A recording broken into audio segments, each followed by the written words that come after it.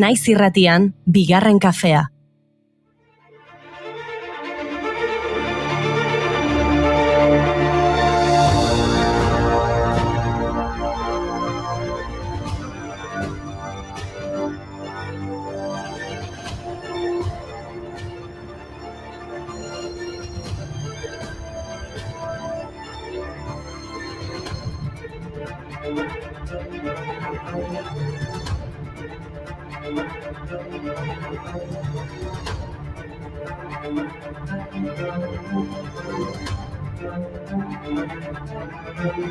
Arratsaldeon, astelena jaiondoko alperra lanik ez egiteko, mezgoaz danera.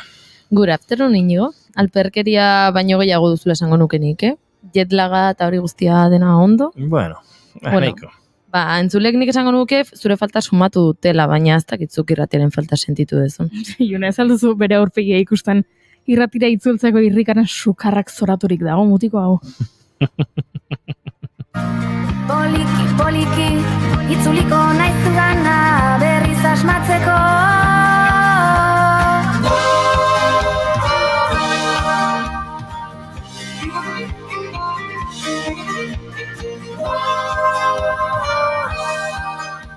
Pixka bat faltan bota du saio ez izuetukatuko, eta han estatu batu errepidetan zuek entzuten indola, pentsatzen nuen, etxe mikrofonat eskura panu hemen eurekin pixkat hitz egiteko, pixka bat asko ez baino, faltan bota dut. Etxiezinik, eunero.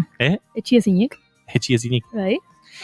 Gauzat esango dizuet, gaur izan beharko litzateke kafearen nazioarteko eguna. Inoiz baino litro gehiago prestatu omen dituzte gaur goizaldean Euskal Herriko txoko gehienetan. Izan ere amaitu dira ofizialki opor egunak. Naiz eta asko pasaden astetik lanean zaudeten eta gauden, gaur bueltatu dira asko errutinara. Gaztetxoak eta irakasleak gaur itzuri dira eskoletara. Aurrek edo gurasoek nork sufritu bate dute gehiago iratzargaioan zutean. Astelehen batzuk bereziki gogorrak izaten dira. Zaitutaina laita zoriontsu zinela, oroitzapenek esnatu naute ametxetan nengoela. Alboan sentitzen zaitudan arren. Saio honek bigarren kafea izena du bai, baina tamalez gaur ez da kafearen mundu egun, Inigo. Baina lasai, Inigo, lasai. Gaur, apirilaren 17 xaguxarran eguna da eta. Animalia liluragarri hauen funtzio ekologiko kalkulezina aitortzeko eta biztanleengan haien garrantziaren eta kontserbazioaren inguruko kontzientzia sortzeko aldarrikatutako eguna. Eta horrek aldu zerikusirik kafearekin? Noski, galdetzea ere. Ikusirik. Xagusar frugiboroek kafe zuaiskaren gerezia kontsumitzen dute eta alea bere horretan mantentzen dute urdaian. Gerora, ale horiek osorik jasotzen dira xagusarren gorozkitatik. Ale horiekin kopi luwak izenez ezagutzen den produktu bat egiten da. Hau da, munduko kaferik garestiena.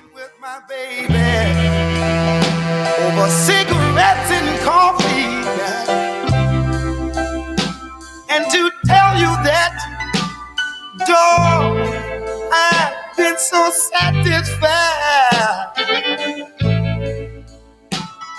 Kopiluwa kafea, Indonesia, Bali, Filipinak eta Vietnamdik dator, eta kiloa 200 eurotan saltzen dute. Gustora joango nintzateke hasiera kopu luwak hori berriro dastatzera. Oraintxe etorri zara bidaia luze batetik eta berriro joateko asmarekin zu baizu. Halere, kafe bila joatekotan Afrikara joatea proposatuko nitzeke, Egon lasai laizter atzean utzi zenuen lekura, besotan ardezazun semea helduko da eguna. Afrika da kafearen jaioterria. Kontinente hartan 9. mendean sortu omen zen kafea. Eta Etiopia jakionen jatorrizko ama izan bazen ere, gaur egun Kenia bilakatu da edari honen epizentroa. Bere zapore eta usainagatik askok kafeen txampaina bezala ezagutzen dute bertako kafea. Horregatik joan zen Karen Blixen idazlea Keniara, kafea landatzera, 1914 urtean.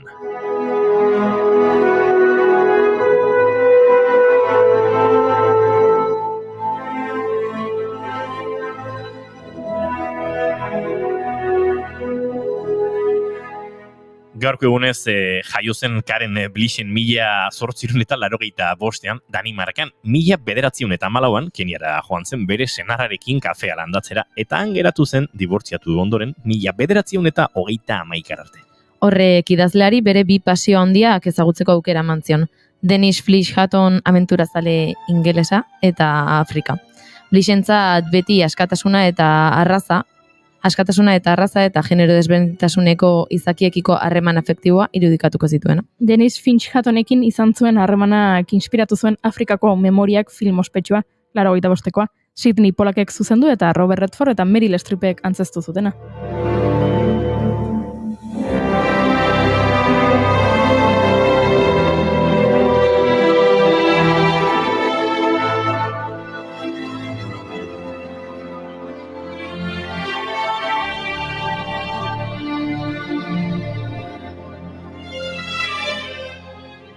Zera istorpegi hori, Juri? Ez, Junerekin begira den bitartez komunikatzen ari ginen. Zer esateko? Zertan ari ote zinen zu? Eta zertan uste duzu ari naizela? Apunteak hartzen. Gero kontatuko izu ezarratik.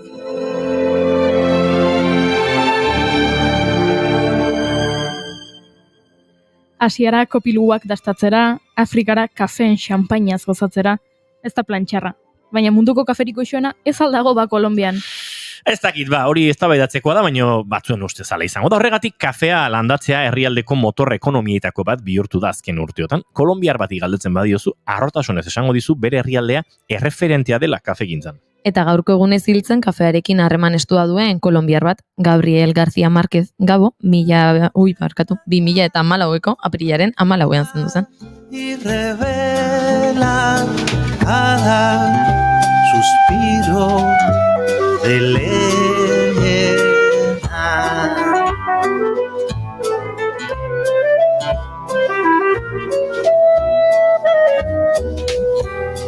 Canta una troika con voz de abedules y el as de espadas se bate en las nubes. Kafea hain gauza garrantzitsua zen García Márquezentzat, 100 urteko bakardadea liburuan Makondoko biztanle guztiek goizero hartzen zutela. Azukrerik gabe, behiak jetzi osten eta esnearekin nahastuta noski. Pentsa Aureliano Buendia koronela ere ia hil egintzen, ez baitzen konturatu bere katiluan desegindako estriktinaz pozoindu nahi zutela. García Márquezek esan zuen idazketaren ordu luzeak jasan alizateko oso beharrezkoa zela kafea. Beraz, gaur bere omenez hartuko dugu katilukoa da. Eta Mai Etxeberriari eskaini beharko diogu kafea. Hala ez, zeren eta uste dut kafeak ez duela D vitaminarik eta injustu hori landu nahi du Maik. Eta Esti Urresolak ziur onartuko duela kafeina pixka bat, izan ere aste honetan estrenatuko du 20.000 especies de abejas aretoetan. Aizue, nahikoa kafe, nahikoa bidai eta nahikoa gai gaur bigarren kafeari heltzeko, beraz. Apirilak 17 ditu gaur eta astelena da, ongitorri guztioi bigarren kafera. Naiz erratian zarete.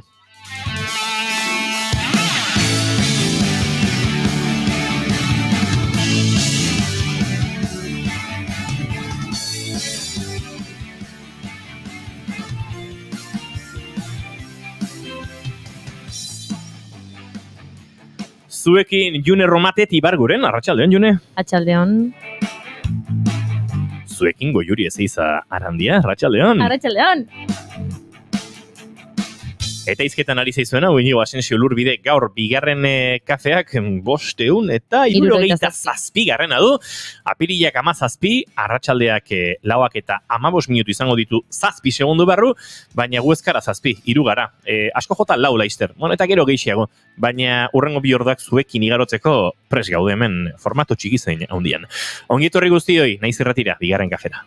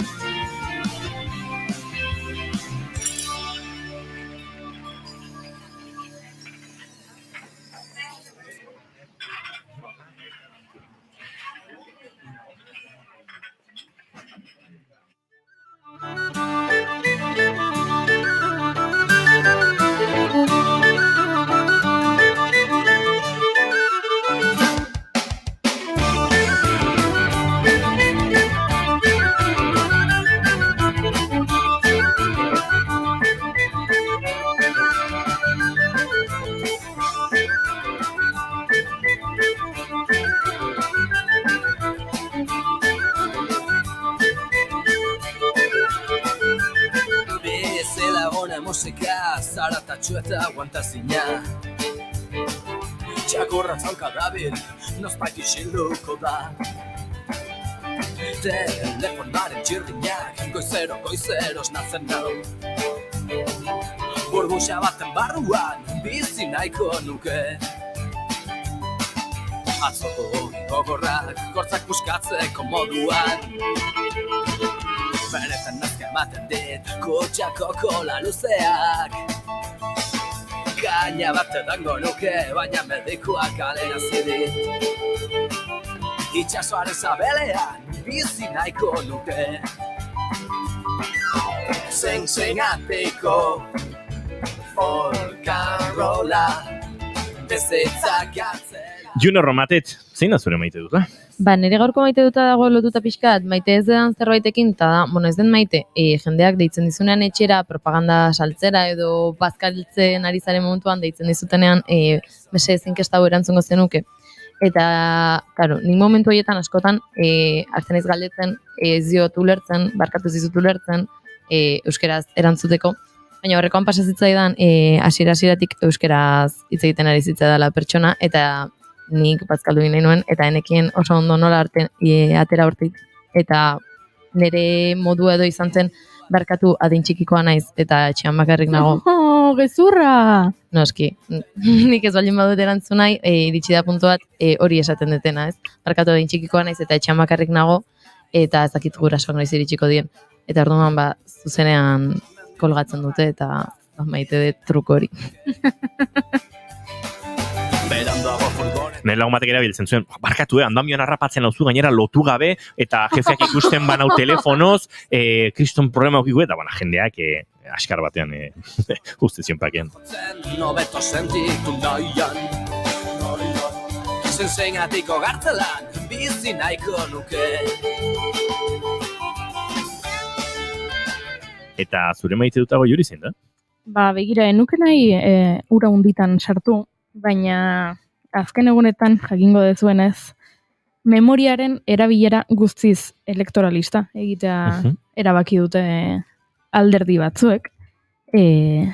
Arantzadik urte luzez egindako lana lokaztuz eta bizikidetzarako oztopoak jarriz. Eta horren arira berreskuratu nahi nituen pixka bat sentsazio gozoagoa edo edukitzeko, ze badakit pentsatzen dute naizela bakarra izango, ez? Azkeneko egunetako mugimendu honek, ez dakit, mugimendu hauengatik haserre dagoena, ez dut uste bakarra naizenik, eta beraz, iparra ez galtzeko behintzat, bi gutun ekarri ditut. Ondoro hitzen zaizkizu, zaizue. Lehenengo gutuna da Eugenio Mesonek idatzitakoa, bere Andere Gaiari. Eugenio Mesonek 24 urte zituen, frankistek fusilatu zutenean, eta hil aurretik gutun bat idatzi zion bere neskari, eta esaten zion, maite nauzu txatita, nik zu bai, asko. Galdetzen zenidan, ea lorerik nahi genuen.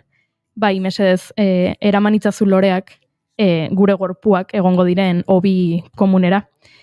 Eta garaiz iristen bazara, naiz eta ni hotzegon, emaidazu musu bat, bale? Handik urte batzuetara, 2003an, Juan Adoñak, emazte gaiak, erantzun egin zion, eta beste gutun bat idatzi zion, Mesoni, eta esan zion, eskerrik asko zuei, ikusi, sentitu eta borrokatzagatik. Eta eskerrik asko gau hori ezabezina izango delako guretzat. Nik ere betirako maiteko zaitut ezerezaren eternitate hartan. Eta gure esan nahi dizut, ze nolabait ni ere gau hartan hil nintzen, zu hil zinen gau hartan. Oraindik gordetzen ditut eman izkizun musu hotzaiek. Ispilu erreinuko ergele, atleta naizela dio eta naiz buru erre.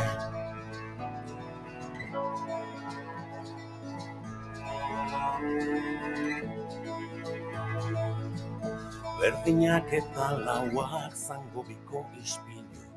Horixe den ere maite duta? Zuzenekien, boro bildu edo itxina izen nuen, edo ez? Ratibidatu dizut. Bueno, nik uste boro hiltzeko ez dagoela hori baino esaldi politiagoarik, ez? Oraindik gordetzen ditut eman izkizun musu hotzaiek.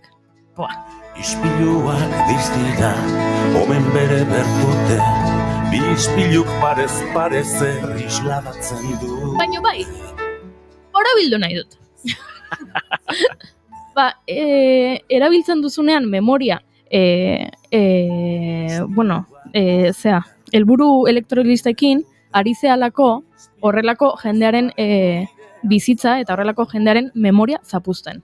Eta ezin dugu ahaztu jendea dagoela izen horien atzean, eta sentimenduak, eta bizitako gauza itxusi asko, eta min asko. Eta mina ezin daukatu inoiz.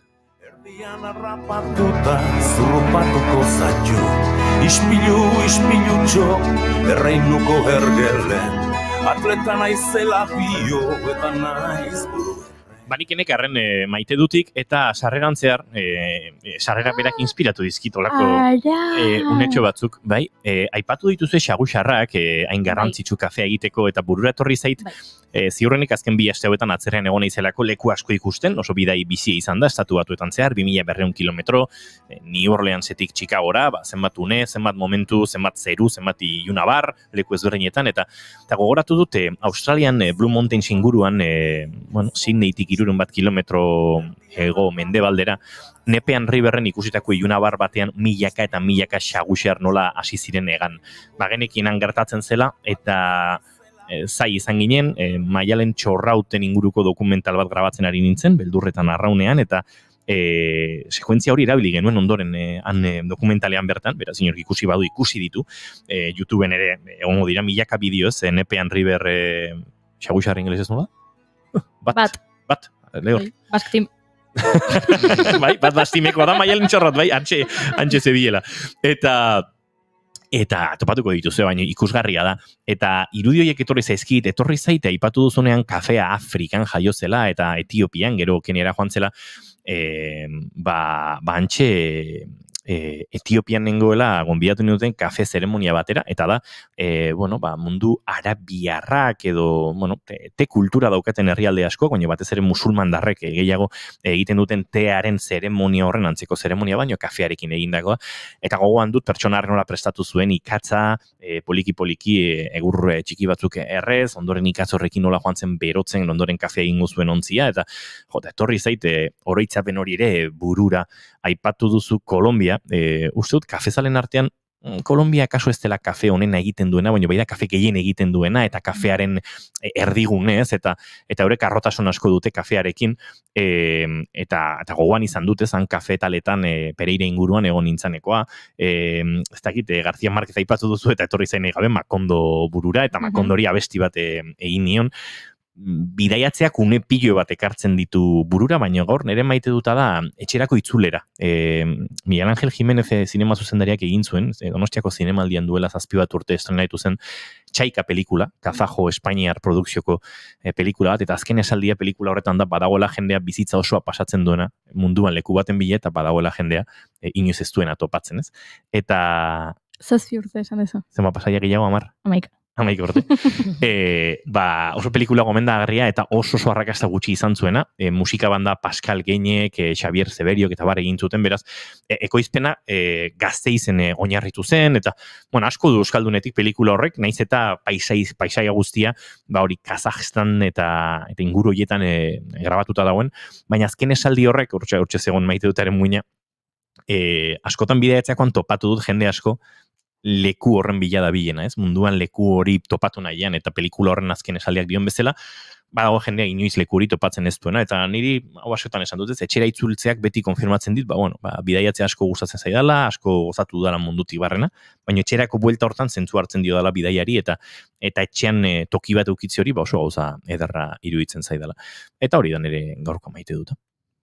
Oso polita. Nire lagun batek beti esaten du, joatea baino asko zailagoa dela angeratzea.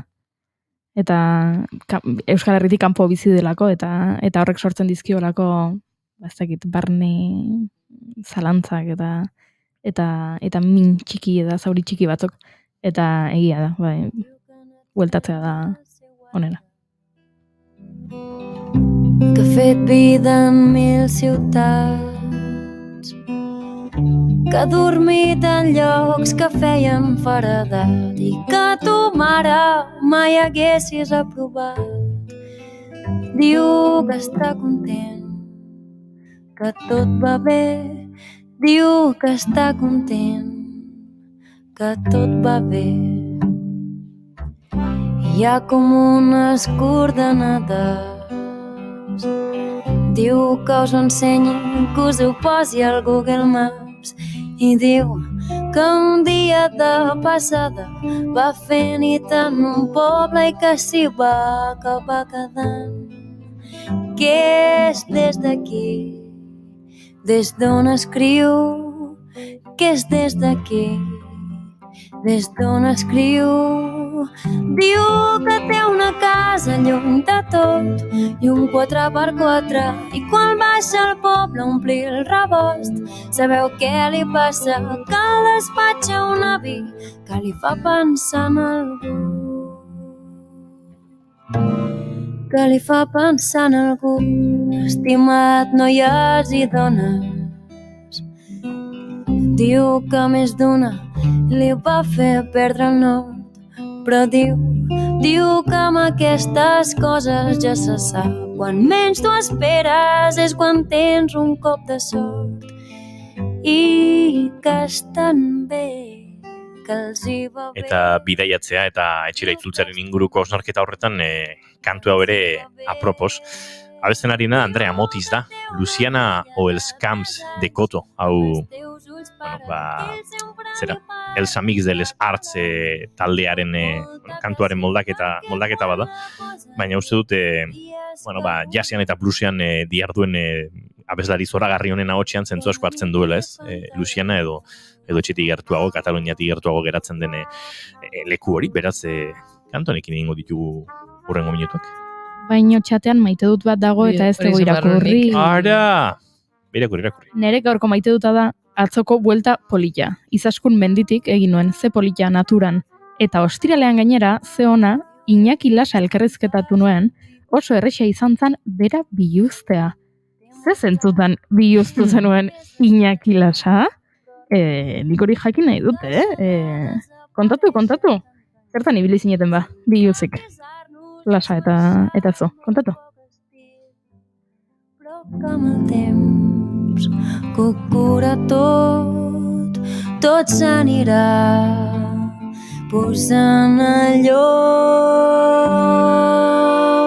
Diu que des del porxo veu un cel que no te l'acabes, que la nit sempre surt a fumar i pensa en nosaltres, i que per molt lluny que estigui no hem de tenir por. Quan s'hi hagi de ser hi serà.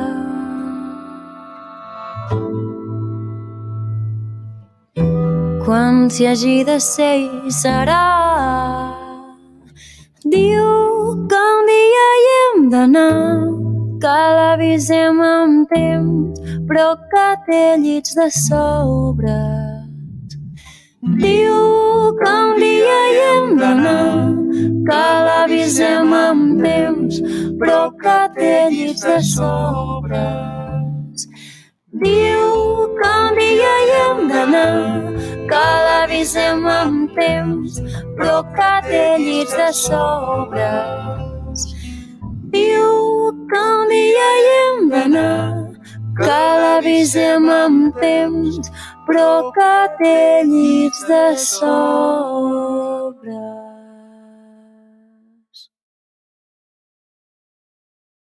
You got the cinema.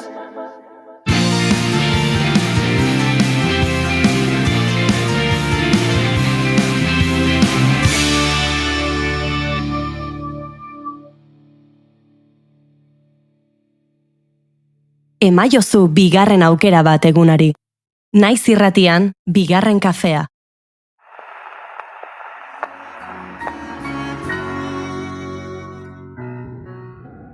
Gramofonoa. Estitzu Pinatxorekin. Ire aitaren eriotzari. Oiartzungo semea, Xabier Lete, gazte hasi zen idazten, Zeruko Argian kolaboratzen laister, eta euskal kantagitza berriko partaiden nagusienetako bat izan zen, beranduago bere emaztea izango zen Lourdes Iriondorekin batera bertzeak bertze. Eztokamairu taldea martxan jarri eta hizkuntzaren eta herri kontzientziaren errekuperazioaren alde egin zuten. 1978an argitaratuzun Letek bere lehen poemategia, eta 2009an egunsentiaren esku izoztuak bere azken poesia liburuagatik Euskadi literatura saria eman zioten. Eta 2010an ohorezko euskaltzain izendatu. 2010 urte hartan berean zendu zen, abenduan Xabier Lete. Naiko unan Beatriz, poeta baten bertsoz, ire gaztetasuna ispiluan mirestu. Naiko unan aurrere bizitzaren kalizan, ordo gorriz beterik gozamenetan ustu.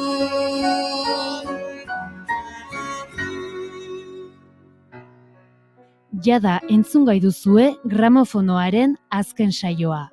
Gure webgunean eta podcast plataformetan.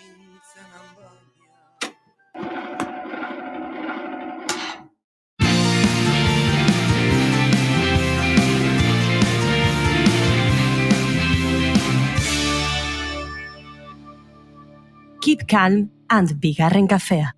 Naiz irratia entzuten ari zara. Bilbo aldea, 82.2. Gasteiz eta Arabako lautada, 81.5. Donosti aldea, 83.8. Gernika, 86.7. Leitza, 85.1. Bortziriak, 103.1. Urola, 91.8. Goierri, 102.2. Legazpi, 84.6. Naiz irratia. Arratsaleko 4:34 minutu izango dira segituan, eta gu bagoaz aurrera. Kafea hartzera, bigarren kafean, ze topatu du kafearen inguruko playlist oso polit batzuekin elkarbanatu nahi duguna.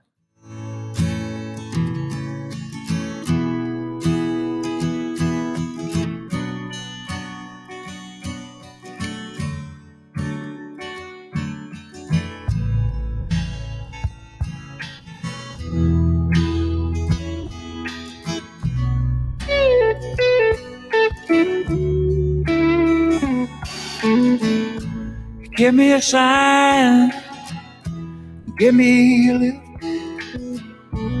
take me home when I'm done my shift. Give me a loan when I'm stone cold broke. Get me high when I need a toke. I was a born to love. Batzuetan, egutegiak aitzakiak ematen dizkigu nahi ditugun gaiak lantzeko. Eta gaurkoa gai potoloa da. 1986ko apirilaren 14ean zendu zen Simone de Beauvoir, hau da ostiraleko egun batez. Pentsalari, idazle, filosofo eta bereziki feminista izan zen Simone de Beauvoir. We tasted the rough, so let's say smooth. All the time I was hurting you. Hitz egin genezake bigarren sexual lanari buruz, feminismoaren birsorreraren bultzagarritzat hartzen baita. Edo hitz egin dezakegu bere irakasle lanari buruz, edo Sartrearekin zuen harremanaz, edo Leten Modern aldizkariaz, edo 78ko maiatzako protestetan izan zuen parte hartzeaz, baina ez, gaur 353 manifestuaz ariko gara.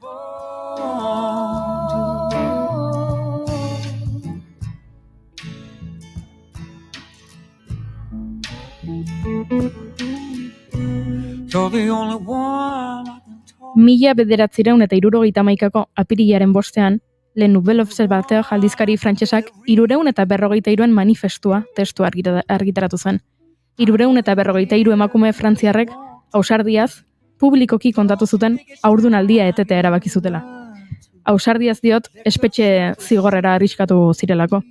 Horien artean zegoen Simone de Beauvoir idazle eta filosofoa, edo Marguerite Duras eleberrigile eta zinema zuzendaria, Christine Delphi soziologoa, Catherine Deneuve aktorea, Agnès Barda zuzendaria, dozenaka emakume anonimorekin batera, urtero ezkutuan abortatzeagatik milaka emakume hiltzen zirela salatu zuten, eta abortu libre eta segurua izateko eskubidea aldarrikatu zuten. I was born to love. I was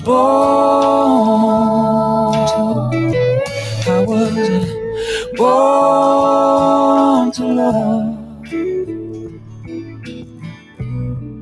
I was born.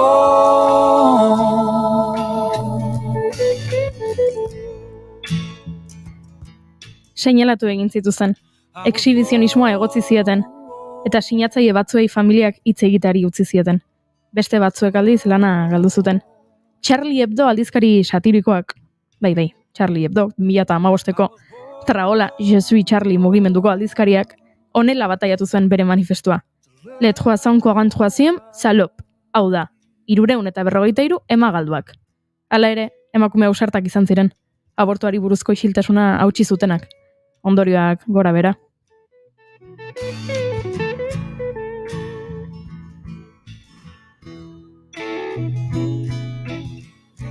Frantzian 1.000.000 bat emakumeek abortatzen dute urtero. Baldintza arriskutsuetan egiten dute. Klandestinitatera kondenatuta daudela kontuan hartuta. Horietako bat naizela aitortzen dut. Abortatu dudala aitortzen dut. Antisorgailuetarako sarbide librea eskatzen dugun bezala, abortu askea eskatzen dugu.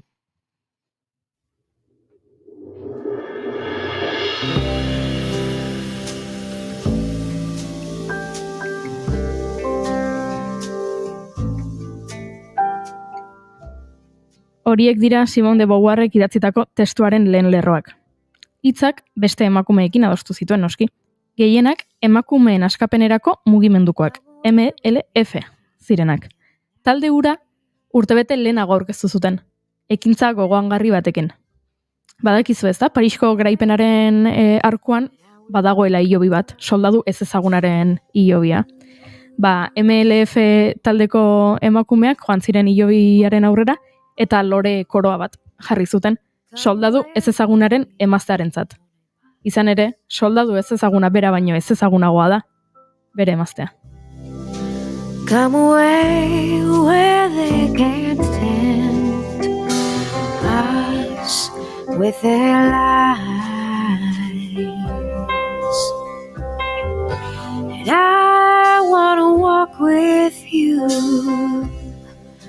on a cloudy day in fields where the yellow 2011an 353 emakumen manifestuaren 40. urteurrena ospat.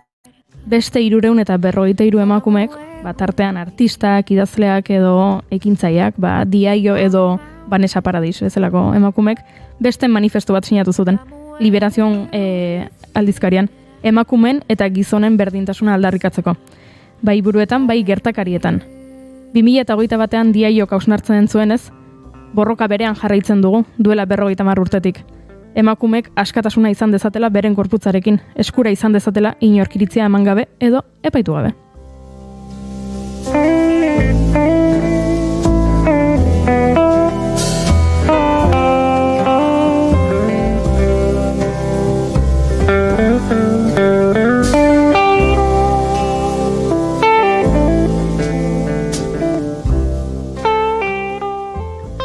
mende erdi geroago, eta aurrerapen, datuek diote, 57.000 emakume hiltzen direla urtero mundu osoan arrisku baldintzetan abortuak jasan ostean. Eta gainera abortatzea delitua da oraindik Nikaraguan, El Salvadorren, Dominikar Republikan, Maltan edo Andorran. Falling on a tin roof while I'm safe there in your arms. So all I ask is for you to come away. Hau da batzuten mugen zentzu gabekeria, ez da? Andorrara joaten dira zargak ez ordaintzeko eta Andorratik beste lurralde batzutara abortatu alizateko. Bai, eta tamalez ikusten ari garenaren arabera, obera egin beharrean okerrera egiten du honek, hilabete batzuk dira, Roe versus Wade balio gabetu zutenetik Amerikako estatu batuetan, eta horrek ere zailtasunak eta oztopoak jartzen ditu, emakume batek haurdunaldia etetea erabakitzen badu. Beraz, urte asko pasa dira, 353 emakume hauek, eta emakumeak eta ez emagalduak, Charlie Hebdok esaten bezala. 353 emakume hauek manifestua sinatu zutenetik, eta gauzak aldatu dira bai ezin ukatu, baina oraindik bide luzea dago, eta 353 emakume hoien sinadura ikusita, ez dakit, 353.000 emakumek ere sinatuko genuke. Kontrolatu nahiz gauza bat eta 78ko maiatzaz ari zinela. 78ko maiatza, igual denoi ez, interesatu zaidan gai bat izan da, noski, irakurri dut, ikusi ditut dokumentalak, ikusi ditut gauza asko. Jean-Paul Sartreren presentzia oso nabarmena da, 78ko maiatzari buruz edo zer ikusten duzula, ez? Arekin bildu ziren, iraultzaren buru ziren batez ere mutilak, hor ere 78ko maiatzari genero errebisio bat ematea komenigarria litzateke, edo bintzata horren konsiente izatea, baina Simone de Beauvoir garai horretan dagoeneko 50 urteko emakume ikaragarri erreferentea zelarik, apenas aipatzen da, eta oso izkutuan dago, eta pentsa ez, zenolako aldarrikapen garrantzitsu eta unibertsalak egiten ari zen muginduaren parean diot, garaiari dagokionez orduntxe gertatzen ari zelako, ez da? Bai, eta zuri esaten dizute 78ko maiotza, eta bai Sartreren izena segituan ateratzen zaizu, eta agian kasualitatez edo ez, berarekin zuen harremanarengatik agian aipatuko zenuke Simone de Beauvoir, baina ez dakigu 78ko maiatzan oso garrantzitsuak izan zirela Caroline de Venderne edo Zuzu edo Boulanger eta emakumeak ziren. Eta 78ko maiatzak emakumeak aztu zituen, Zbaita isiltzenik Dantzan emotxak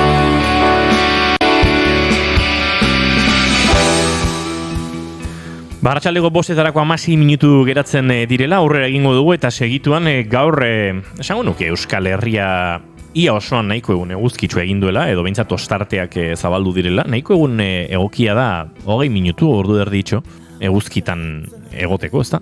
D vitamina metabolizatzeko aukera paregabeko eguna, ze uste dut, ni atzo arratsaldez iritsi nintzen, baina aurreko egunetan nahiko giro txarra izan duzuela Euskal Herrian, ezta? Bida.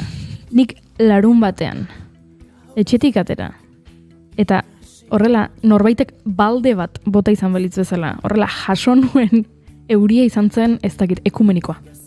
Askatasuna metxa Azken izan arte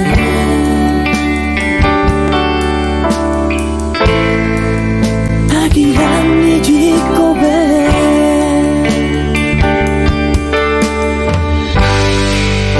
Hirurogeita zortziko du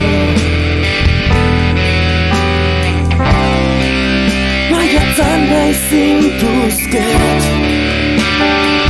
Zata lorerik Guda garaian Zbaita isiltzerik Iraultzen emotxan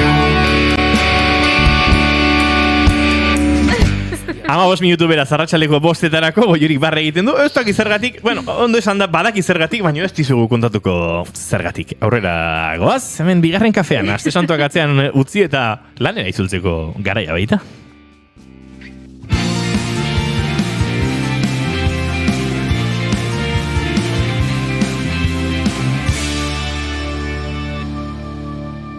Bigarrenak ez direlako beti okerragoak, bigarren kafea.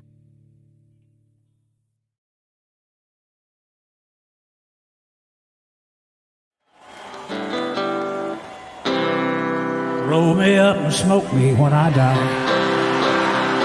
And if anyone don't like it, look 'em in the eye.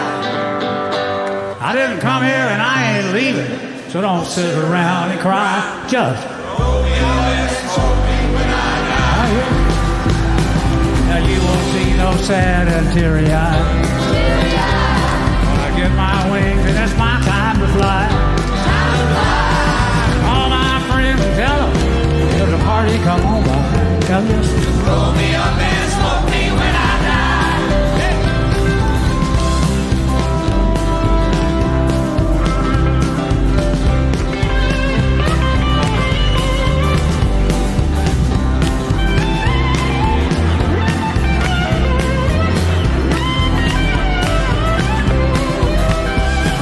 Take me out and build a roaring fire. Roaring fire. Roll me in the flames for about an hour. About an hour. Take me out and twist me up, point me toward the sky. Then roll me up and smoke me when I die. Roll me up and smoke me when I die. If anyone don't like it, just look out in the eye. I didn't come here and I ain't leaving, so don't sit around and cry. Just roll me up and smoke me when I die. I didn't come here and I ain't leaving, so don't sit around and cry. Just roll me up and smoke me when I die. Thank y'all, we love you. Y'all have a good evening. 12 minutu arratsaldeko 5:00 eta sartu da gurean eguzkia asteburuan sartu den bezalaxe eta eguzkiari buruz hitz egiteko, bueno, eguzkiari buruz zeharka eguzkiak ekarritzaken onurei buruz gure hurrengo kolaboratzaile. Zeitezu parra Goiuri. Barkatu, gatu naiz pixkat xokeatuta ikusiet Twitterren badagoela erronka berri moduko bat eta dela idatzi ezazuen mesedez hemen gizon batek esan dizuen gauzarik itxusiena. Eta wow. Wow. Konta da irakurri nahi ez duen edo ez? Eske zentzuratu egingo gaituzte. Bueno, eskalatzeko balin bada ez? Bueno, neska batek esan omen zion, bueno, hitz egiten ari zen gizon batekin, bueno, motil batekin, eta esan omen zion neska honek aste hortan geratzeko nahiko larri ibiliko zela edo nahiko gaizki antsietatearekin zegoelako eta orduan nahiago zuela beste egun batean zerbait hartzeko, beste egun batean geratuko zirela, ze antsietateakin sufritzen ari zela. Eta mutiak erantzun zion. Ai. Nere hazi guztia botako dizut zure depresioan. Ai. Ze polita, Uf. Baina aspirazio poetikoa zuen, Aspirazio poetikoekin, bai. Ostras. Aspirazio... Wow.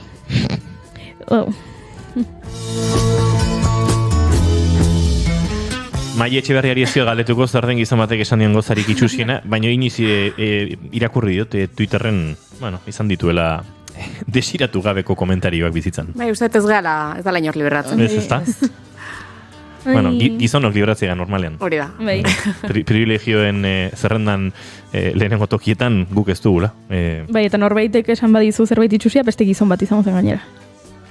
Bueno, ya que asigean, bibein kontatuko, ez da egit, nahi itxusi xamarra egin zitzaidan. Etzan, ez dauka zerikusirik, alegia ez dauka, ez da egit, boterearen ze hori. Jo, inigo nahi gabesan izun. Kontatu inbar dezu? Baina behin, ezkontza batean nengoela, jetxi nintzen komunera, handi jetxi zan, onbidatuetako bat, emakumea zan, eta behiratu nindun goiti bera esan ziten, ni dauzkat armi-armasare guztiak kentzeko. Barkatu pixagurea, pixagurea.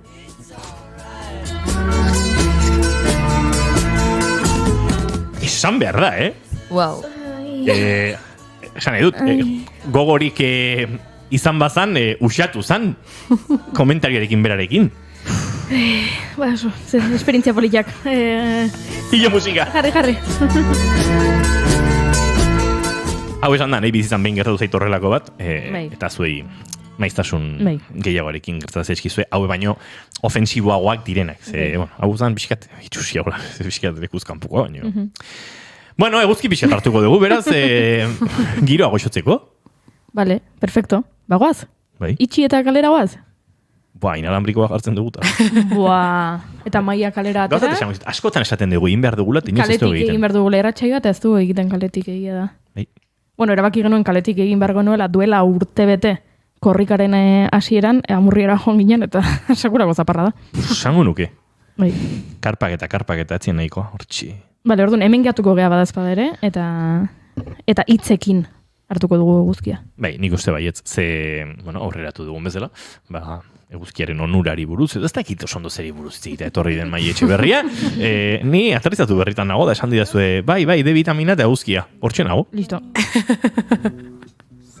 Maiek D vitamina asko dauka. Txiste egin behar nuen. Maili idazten durako... Bidekin. Eskerrik asko, banoa. Bihar arte entzule hemen geratzen dira June, Goiuri eta Maili zuekin. Bueno, arratsaldeon. Maili, serio samarazio harko dugu. Guk galdera bat bota diegu gure entzulei ere, sare sozialetan, erantzun batzuk jaso ditugu, bat Inigo Aranbarri aktoreak bota diguna, nahi bai. Aranbarri bat, agenda horretan tokia egiten hasi barra dago. Galdera zelako, pasatzen dituze 20 edo 30 minutu inguru eguzkitan egunero.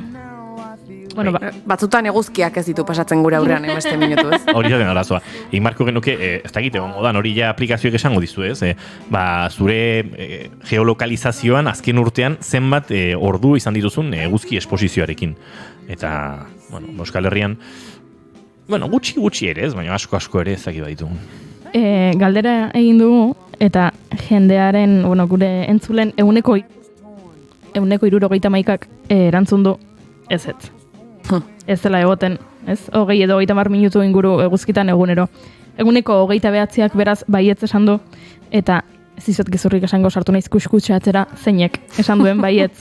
Eta, hombre, zeinek esan du hartzen dituela egunero gutxienez 20 minutu, edo ematen dituela 20 minutu eguzkitan. Goretti Oreja Michelenak, eta Goretti Oreja Michelena bizi da Puerto Ricon. Nola ez? Maja, hori da trampa egitea. Bai, hori da trampa egitea. Hala, Instagramatik botako zaitugu, agur. Baina Goretti Oreja Michelenari uste dut ari zaiola bukatzen ja Puerto Ricoko aventura hori, ez da?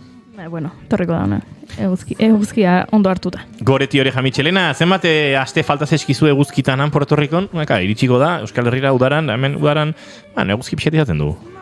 Ez? Bai, pixka bat. Puerto Ricoan adina akaso, ez? Besarka bat emendik, Goretti Oreja Michelenari. Eta beraz, hori gure entzulek ez dutela eguzkirik hartzen, Espero zenuen erantzun hau? Bai, errealitate orokorra da. Batetik, gure klimak ere ez duelako askotan gehiagi laguntzen, ez? Baina bestetik, kuadratu behar dezulako eguzkia kanpoan dagoenen, eta zu ez zaudenan lanean, eta zaudenan libre, eta eguzkia eukiz, denoi ez digu etxean eguzkiak ematen, eta bar. Orduan ez da hain erreixa. Ez da. Ez da bat ere erreixa. Baina garrantzitsua bai da. Bai. Eta askotan hori ere aztu egiten zaigu.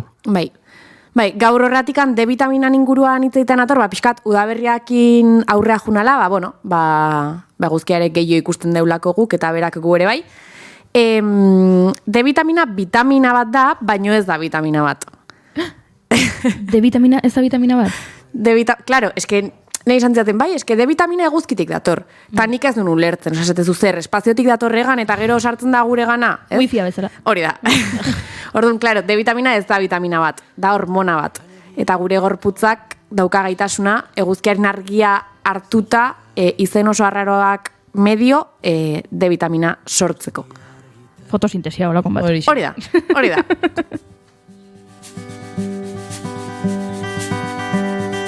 Urbilegi gaude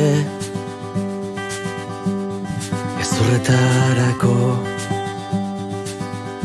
Gorka, nik eguzkia gutxi zerbeza batzekin, hobe. Gorka, ez gara izango hemen, batez ere hipokresian ez erortzearen, zerbezaren konsumoaren aurkako kanpaina egingo dugunak, baina osasunaz ari gara esaten ze garrantzitsua ben, D-vitamina metabolizatzea, bueno, horretan murgilduko gara, eta zu zerbezarekin, Bueno, zerbeza bat eguzkitan. Bai, akaso eguzkia ez hartzea baino, hobe egunean zerbeza bat 20 minutu eguzkitan bagaude. Bai, eta zerbeza hori alkoholik gabe bada, ja, perfecto. Baina, urarekin ere hartu daiteke eguzkia, Gorka.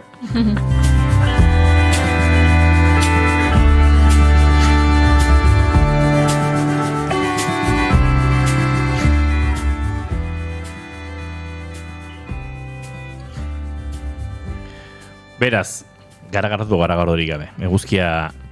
Eguzkiaren esposiziori beharrezkoa dugu, vitamina hori, ez datorkigulako, bestela edo.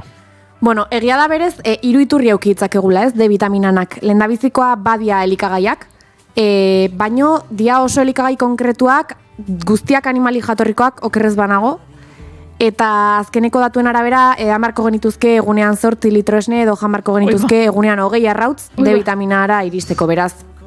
Ez.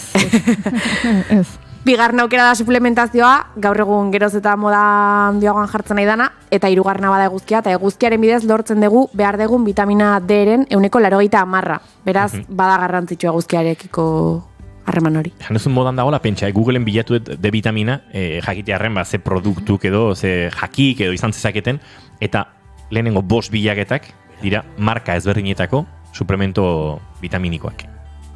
Bai, egia da geroz eta ohikoagoa dela, baina, klaro, suplementazioakin ere kontu zibili behar da, ez?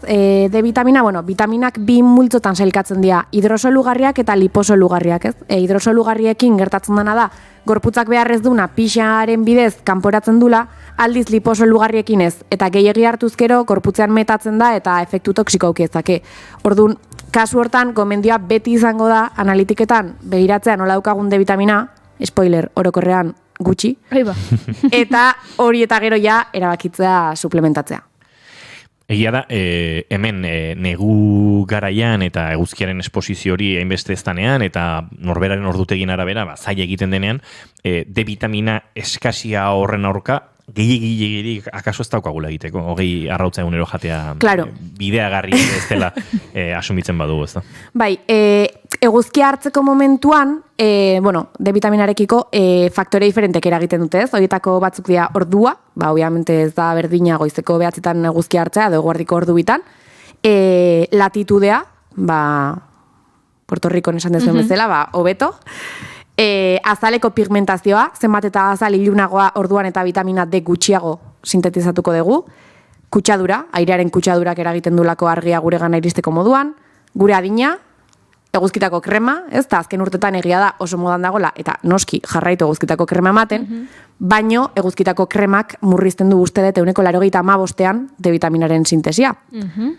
Orduan, honek esan nahi du, orain arte azkeneko urtetan segulako kanpaina eginda eta kontzientziazioa geroz eta altuagoa da, eguzkitako krema behar dugula, eman behar dugula, azal minbiziaren aurka, melanomen aurka, eta orain esaten didazu, eguzkitako kremarekin D-vitamina ez dudala jasoko? Askoz gutxiago, bai. Bai, eta bizi estiloakin ere, azkenean, batetik eguzkitako krema mandagoa, eta bestetik eguzki esposizio oso murritza dakagu, gomendioa zein da, pixkatzen zu erabiltza, ez? Osea, ondartzara jute bagea, arratsaldeko 4 obviamente mese ez eman eguzkitako krema eta eman maiz. Gomendioa da, baina, klaro, jende asko kezin duin, goizteko lehen orduko edo atxaldeko azkeneko orduko eguzkia aprobetxatzea, eguzki hori hartzeko kremarik gabe. Ez? Beti ere errainoiek suabeagoak dialako edo nolabait, baina sintesi hortan eragingo dulako. Goizeko lehen orduko eta atxaldeko azken orduko. Adibidez, goizeko lehen kafea terrazan eguzkitan. Azken ordua aipatu duzuela, guk azken ordukoaren bila egin bar dugu, saltotxo askar bat, naiz irratiaren estudio zentraletara, bertan da Xabier Kerubete lankide. Eta Xabier, arratsaldeon. Arratsaldeon. Bai, arratsaldeon. Bueno, Xabier, Arratsalde Inigo, zamuz. Bueno, azkeneko berriekin gatoz, Osakidetzaren plan estrategiko berriak aldaketa digitala hartzen du bere hildo estatistikoaren artean, Osasunburuak iragarri duenez. Ekintza plan horrek arreta virtualeko zentro bat sortzea aurreikusten du pazienteak telematikoki hartatu ahal izateko. 2023tik 25 irango duen Osakidetzaren plan estrategikoaren xehetasunak aurkeztu ditu astelehen honetan, Gasteizko Parlamentuan Gotzone Sagardui Osasun Sailburuak, Osakidetzako zuzendari nagusi Rosa Pérez eta kalitateko zuzendari orde Maribel Romorekin batera. Plan berri horren izena, elkarrekin, Osakidetza etorkizunerantz berrabiareazi, barkatu da, eta hildo estrategikoetako baten barruan, eraldaketa digitala aipatzen du, webgunean hitzordua hartzetik harago joango dena Romoren arabera. Cuando hablamos de un modelo de atención ciudadana, estamos hablando de esta nueva manera de relacionarnos con la ciudadanía, no solamente a través de la web para coger citas, sino a través de un centro de salud virtual, hacer atención en diferido o hacer otro tipo de atención o de lo que el ciudadano necesite. Y aquí habrá que hacer grupo focal, sentarnos bien con la ciudadanía y ver cómo podemos entendernos mejor. Beste hildo batetik, DSB-ren kudeaketan lakuako lan eta enplegu sailaren pasibotasuna salatzeko arartekoaren aurrean kexa aurkeztuko du ofizialki Euskal Herriko pentsiodunen mugimenduak. Honekin batera, baldintzak betetzen dituzten pentsiodunei aipatu laguntza ofizioz banatzea eskatu dute. Pentsiodunek gogora ekarri dutenez, duela urtebete galdegin zioten Idoia Mendia buru den lakuako lan eta enplegu sailari, baldintzak betetzen dituzten pentsiodunei diru sarrerak bermatzeko errenta ofizioz transferitzeko. Lan eta enplegu sailak ordea, ez dio pentsiodunen eskaerari erantzunik eman eta hauek arartekoaren aurrean salatu dute aipatu sailaren pasibotasuna. Mugimenduaren ustez, administrazio publikoek pertsonen eskubideen erabilera bermatu behar dute eta desberdintasunei, diskriminazioari, prekarietateari eta gizarte bazterkeriari barkatu aurre egin. Beste hildo batetik, kamioilari bat hilda AP 78an Zanbrana parean ibilgailua itzuli ostean, elak eta labek sektoreko prekarietate sistematikoa salatu dute. Urtea hasitzenetik gutxienez, 16 dira dagoeneko lanean hil diren beharginak Euskal Herrian. Lab sindikatuak daraman zenbaketaren arabera. Sindikatu abertzaleak garraioaren prekarietatearekin behingoz amaitzeko eskatu du sektore hori lan istripuak gehien pairatzen dutenetako bat dela gogorarazi ondoren. Elak ere nabarmendu du garraio sektoreko langileak pairatzen ari diren lan baldintza gogorrak eta gaineratu duenez, gero eta ohikoagoak dira garraiolariek jasaten dituzten istripuak prekarietatearekin estukilututa daudenak. Eta bukatzeko, 78 urteko txirrindulari bat hilda astelehen honetan Legution, N240 errepidean izandako trafiko istripu baten ondorioz. Ertzaintzak jakinarazi duenez, ezbeharra eguerdian gertatu da txirrindularia furgoneta batek harrapatu duenean. Larrialdi zerbitzuak tokian bertaratu diren arren ezin izan dute ezer egin txirrindularia suspertzeko. Eta bukatzeko errepideetara goaz eta badirudi ez dagoela inongo istripu edo arazorik, beraz, arratsaldeko 6etan bueltatuko gara bertako buletinarekin. Gero arte. Eskerrik asko Xabier Kreuet, esan da bezala, arratsaldeko 6etan informazio gehiago informazioaren arian.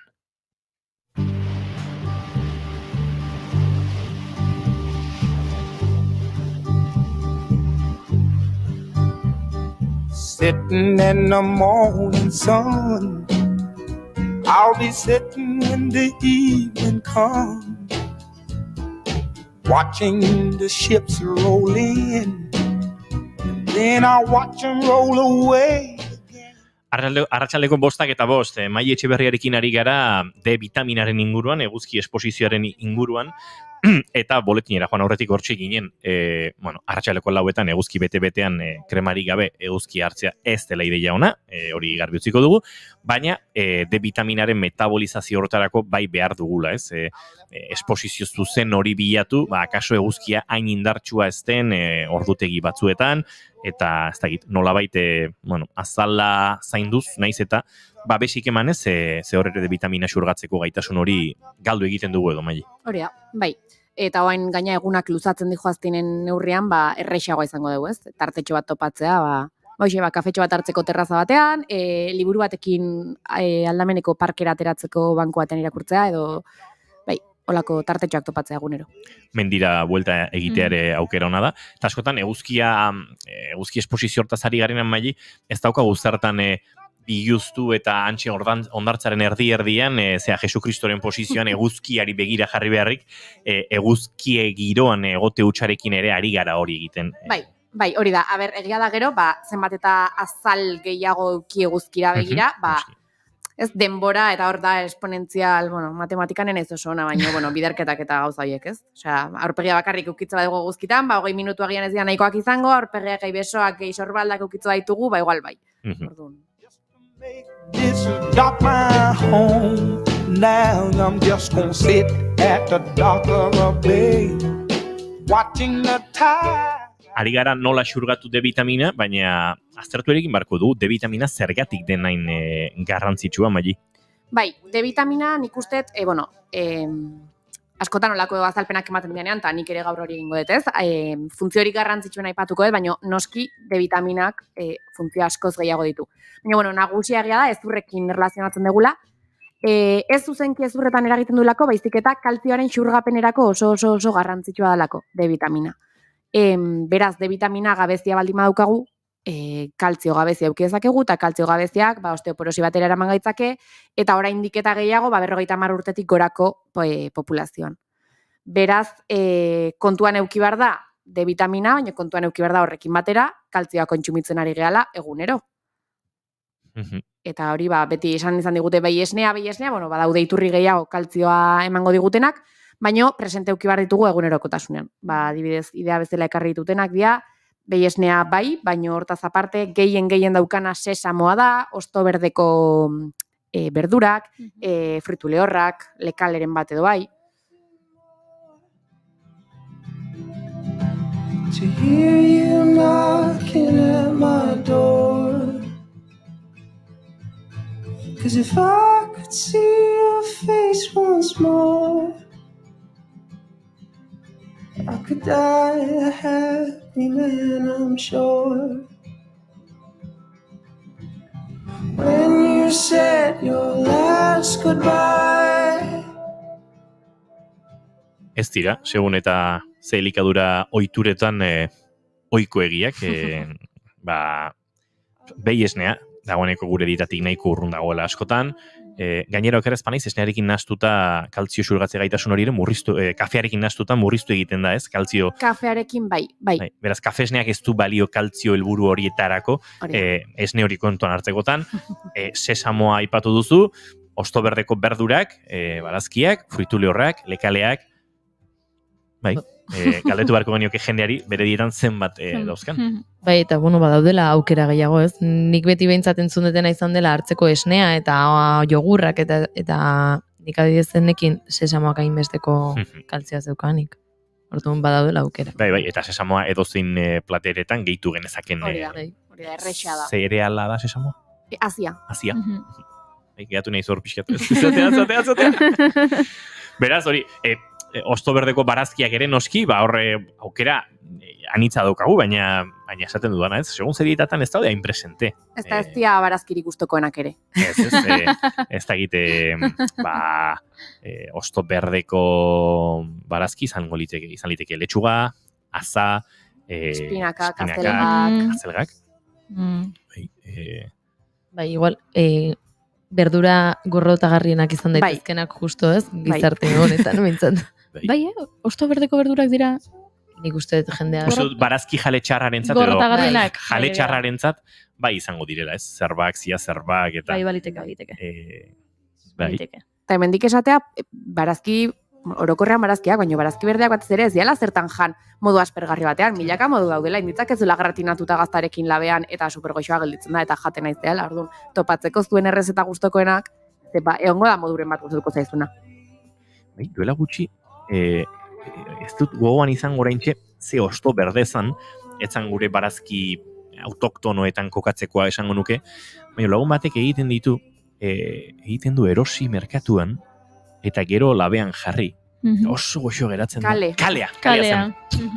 Bai, kalea. Bai, hori modan jarri zan, eta orain ja... Desagertu da? Aztu egin da pixka bat, ez? Pixka aztu da, bai, buma pasa zaio. Bai. Baina, bueno, kalea izan Kaleari oso daiteke. berdea litzetik, ez? Bai. Jo, hori, labean, ez dakit, afala horreko edo bazkala Bai, horreko chip pikoteo moduan, modura ez? bezala, Bai. chip bezala, Bai. gatzarekin pasagabez, gatz gehiegi ere ez da ona izango ez da baina gatz pixkatekin eta, bueno, gatzari inguruan egunen baten itzein barko du, ere? Ze oso gatz onak ere badaude, ez, uste du osasunarentzako haintxarrak ez direnak, bestiako kerragoak, gero glutamatoak, eta hor badago mundu bat, ez? Bai, handigia. Bai, saio baterako mango liguke edo aste beterako. Baina, beraz, bueno, hori, azal berdeko barazkiak jatea izan daiteke kaltzioa eskuratzeko modutako bat. Hori da. Horri eguzkia egitzen badiegu, D vitamina lortzen dugu. Hori da. Eta lortzen dugu, ezurrak fuerte ukitzea, eta bereziki hori garrantzitsua 50 urtetik gorako populazioan, eta bereziki emakumetan menopausiak eraginda, hor ezurren ahultze bat dagolako, presente ukitzea bai eguzkia eta bai kaltzio iturriak. Horre, bada beste korronte bat ez, D vitamina eta sistema immunea edo lotzen dituena, horre badu bere funtzioa, vitaminek. Bai, D vitaminak azkenen esan bezala hormona bat da, eta gorputzeko ia zelula guztitan ditu hartzaileak, ez? Orduan, funtziorik nagusiena izan arren, ezurren, igual bisiblena dalako, ez? Ikusgarriena dalako, eta bai, gehien ezagutzen dena dalako, baino, bai, immunidadean edo defentsa sisteman eragiten du, beste nutriente batzuen xurgapenan eragiten du, bueno, milaka funtzio dazka. Beraz, aipatzen duenean, ez da egite, jakintza kolektibo ez zientifiko horrek, hartzaz eguzki pixkat, eguzkia osasuna da, horrek energia badu, bueno, zerbait badaki imaginario kolektibo horrek, nahiz eta batzutan nahastu ere egiten garen, eta eguzkiak bere arriskoak ere badituen, ez? Bai, eta askotan, eguzkiana ez dala bakarrik zerbait, bada zientifikoa, baina esan ez da, ez zerbait unikamente nutritiboa, ez? Azkenean eguzkitara ateratzea da, naturarekin nolabait konektatzea, eta hori noski demostratu dago estresa jeisteko faktore bezala, ez? Orduan, ez da eguzkia hartuta D vitamina aukiko ez du, baizik eta egongo zea kontaktuan, haizeak emango izorpegian, etzeango etxean sartuta, dauka pixka bat historia sakonago bat atzetik. Eta, bai, eta lortzen du norberak ere ongizateune bat, ez uste dut, eguzkia gorrotu duen jendeare badago, baina beti eguzkia gorrotu duenak ere bilatzen du eguzkia desiratzeko moduren bat. Bai, eske, eguzkia maitatzeak badirudi gaur egungo gizartean izan behar dula, ondartzara jun eta gotea buelta barbakoan bezala. Baina eguzkia gozatzeara izan daiteke iluna barbat ikustea pipa batzuk janez, atxaldeko azken eguzki goxo horrekin. Zura zertan erretzea izan behar. Bai, nire ama gustora hango litzateke hementxe, konbertsazio hontan. Bai, ez da? Nire ama zoriontxu egiten du eguzkiak. Ze gustatzen zaizu, ama? Eguzkia. Zein da zure hobia? Eguzkia. Zertan ez da egite, ez? Denbora, gaur jai daukazu. Gaur ez duzu lanera jun behar, zer ingo duzu? Eguzkia. Bueno, nik uste askoren aldartean ere baduela. Hoen dala gutxi Twitterren pare bat pertsona ikusitut hortaz idazten. Nola eguraldiak, bai. Nik aitortu behar dut, aste hontan egon dela egun bat, oso bai malenkoniatxu neola eta saiatu nintzen ez, aztertzen. Zorionez badauzkat, ez? Horregoan ja erraminta batzuk, tresna mentalak jakiteko, bergoiri ze gertatzen zaizu. Eta ondo aztertuta, ze gertatzen da lanean, ze gertatzen da zure harremanetan, ze gertatzen da etxean, familian, eta puzle osatzen joan, eta konturatu nintzen, hortxe puzleko pieza bakarra faltazana zala eguzkia. Eta bai, eragiten du. Bai, batez ere, hainbeste ikusten ez dugunetan, ez? Baita ez dakitze puntutaino dan ikasia, Bai. Ze askotan, euria lotzen dugu melankoliarekin o tristurarekin, pelikuletan igualala ikusi deulako, ez? Egun euritxu bat etxean egoteko zoragarria da. Baina, nik uste imaginario kolektiboak oso barrenatu dakala, guzkia berdin zoriontasuna, eta guzkia berdin planak, udara, oporrak, ez? Ez dakitzen bateraino dan hortik, baina bai, ongizatean eragiten du, noski. Ba, hori da, dena ikasia. Barazkiak etzaizkigula gustatzen, txarrak daudela, hori da ikasia da. Bai, baina hori aurrekin kudeaketan dabiltzenek ere biziko dute, ez? Eta baude elikagai batzuk zeizatik estimulanteagoak bihurtzen direla, eta ziazterbak ez dire izaten normalean. Ez, baina askotan gertatzen da, ez? 6 hilabeteko aurrekin, ez? Eta hasten zarenean jakiak ematen eta dena jaten dute, eta dena onartzen dute, eta gero iristen da puntu bat, ez, niri letxuga zait gustatzen, nik makarroiak soilik nahi ditut, Nik uste ikasi egiten dugula, uste baietz. Ez, adintarte batean barazkiak ez zaizkigula gustatzen. Nik esan behar adibidez, olako gauzat ikasi nula, eta zela ezakit zergatik sartu zitzaidan buruan txikitan neri azeitunak ez zitzaizkidala gustatzen. Inigo sufritzen ari da momentu honetan. Eta Euskal lagunak azeituna zaleak ez direnak.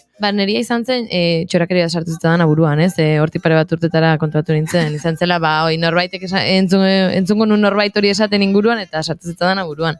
Baina bai dala ikasten den zerbait nik uste ere. Gizu gertatu zitzaitela piperrekin hori. Egun batean sartu zitzaidan buruan niri piper gorriak ez zaizkizu gustatzen goi hori, eta orduan, beti igual gurasoekin kanpora afaltzera joan, eta edo otartekoa, xolomo piperrakin, eta ni beti, ezke piperrakin, eta badakizue, piperra eta gustatzen, ezke kendu piperra, ezke zen azka gero piperrak usten dio zaporea, gaina xolomari ez zenai piperra, hola. Eta egun batean, ezakit eskolako txango baten edo, piperra janun, eta esan, wow, si hau super goxoa dao. Eta gero, pasan nitun, igual, 2 urte, etxen, enula onartu nahi, piperra probatu nula eta gustatu intzitai dela, eta sufritzen. Eta gero sufritzen nuen kontrara, ze orduan nere amak prestatzen zituen otartekoak, xolomo piperrakin mundu guztintzat, eta netzako xolomo gabe. Eta nik esaten nuen, guai, nola esango jot piperra gustatzen zaitela, eta nahiago detela gainera, xolomoa piperrarekin. Eta gero ez dakit gertatu zen, baina 2 urtetara esan nuen, bueno, jazta, sekretu honekin ezin dut gehiago, eta kontatuko dizuet, piperra jaten dudala. Nik pixka eta bosatzaldera aplikazio bat gomendatuko dizuet, eguzki zale zareten ontzako. Zenik eukinen momentu bat bizitzan, esan nola, eguzkia beharret, hemen etzegon eguzkirik, eta galdetu nun, eta John Lizek erantzun zidan, saretan jarri nun galdera bat, bada modurik jakiteko non dagoen eguzkizpirik gertukoena. Bada aplikazio bat, Meteo Blue izena duena, eta bertan, bere menuan where to go, nora joan aukera hautatuta, zuk erradioa jartzen diozu, 60 kilometroko radioan nahi nuke, mugitu eta eguzkia ikusi. Torren esaten zu, 60 kilometroko radioan daukazu, ez dakite, oionen eguzkia. Ostras, oionen eguzkia dago. Bertara joan eta eguzkia. Nikolako buelta esentit ditut. Beti ez da euneko izaten, zuk bilatu eta eguzkia markatu eta iritsi eta erdila inotzen ari da, eta hor dekalaje bat, zu beti berando gozoaz. Prebisioa orain da, prebisioa aldatzen ari da, eta zuk 60 kilometro egiteko segun ordu bete beharko dezu, baina ez pentsa, nikotekin pixkatateri izan diot. Meteo Blue, oso gomendagarria euskizale lagartijo horientzat.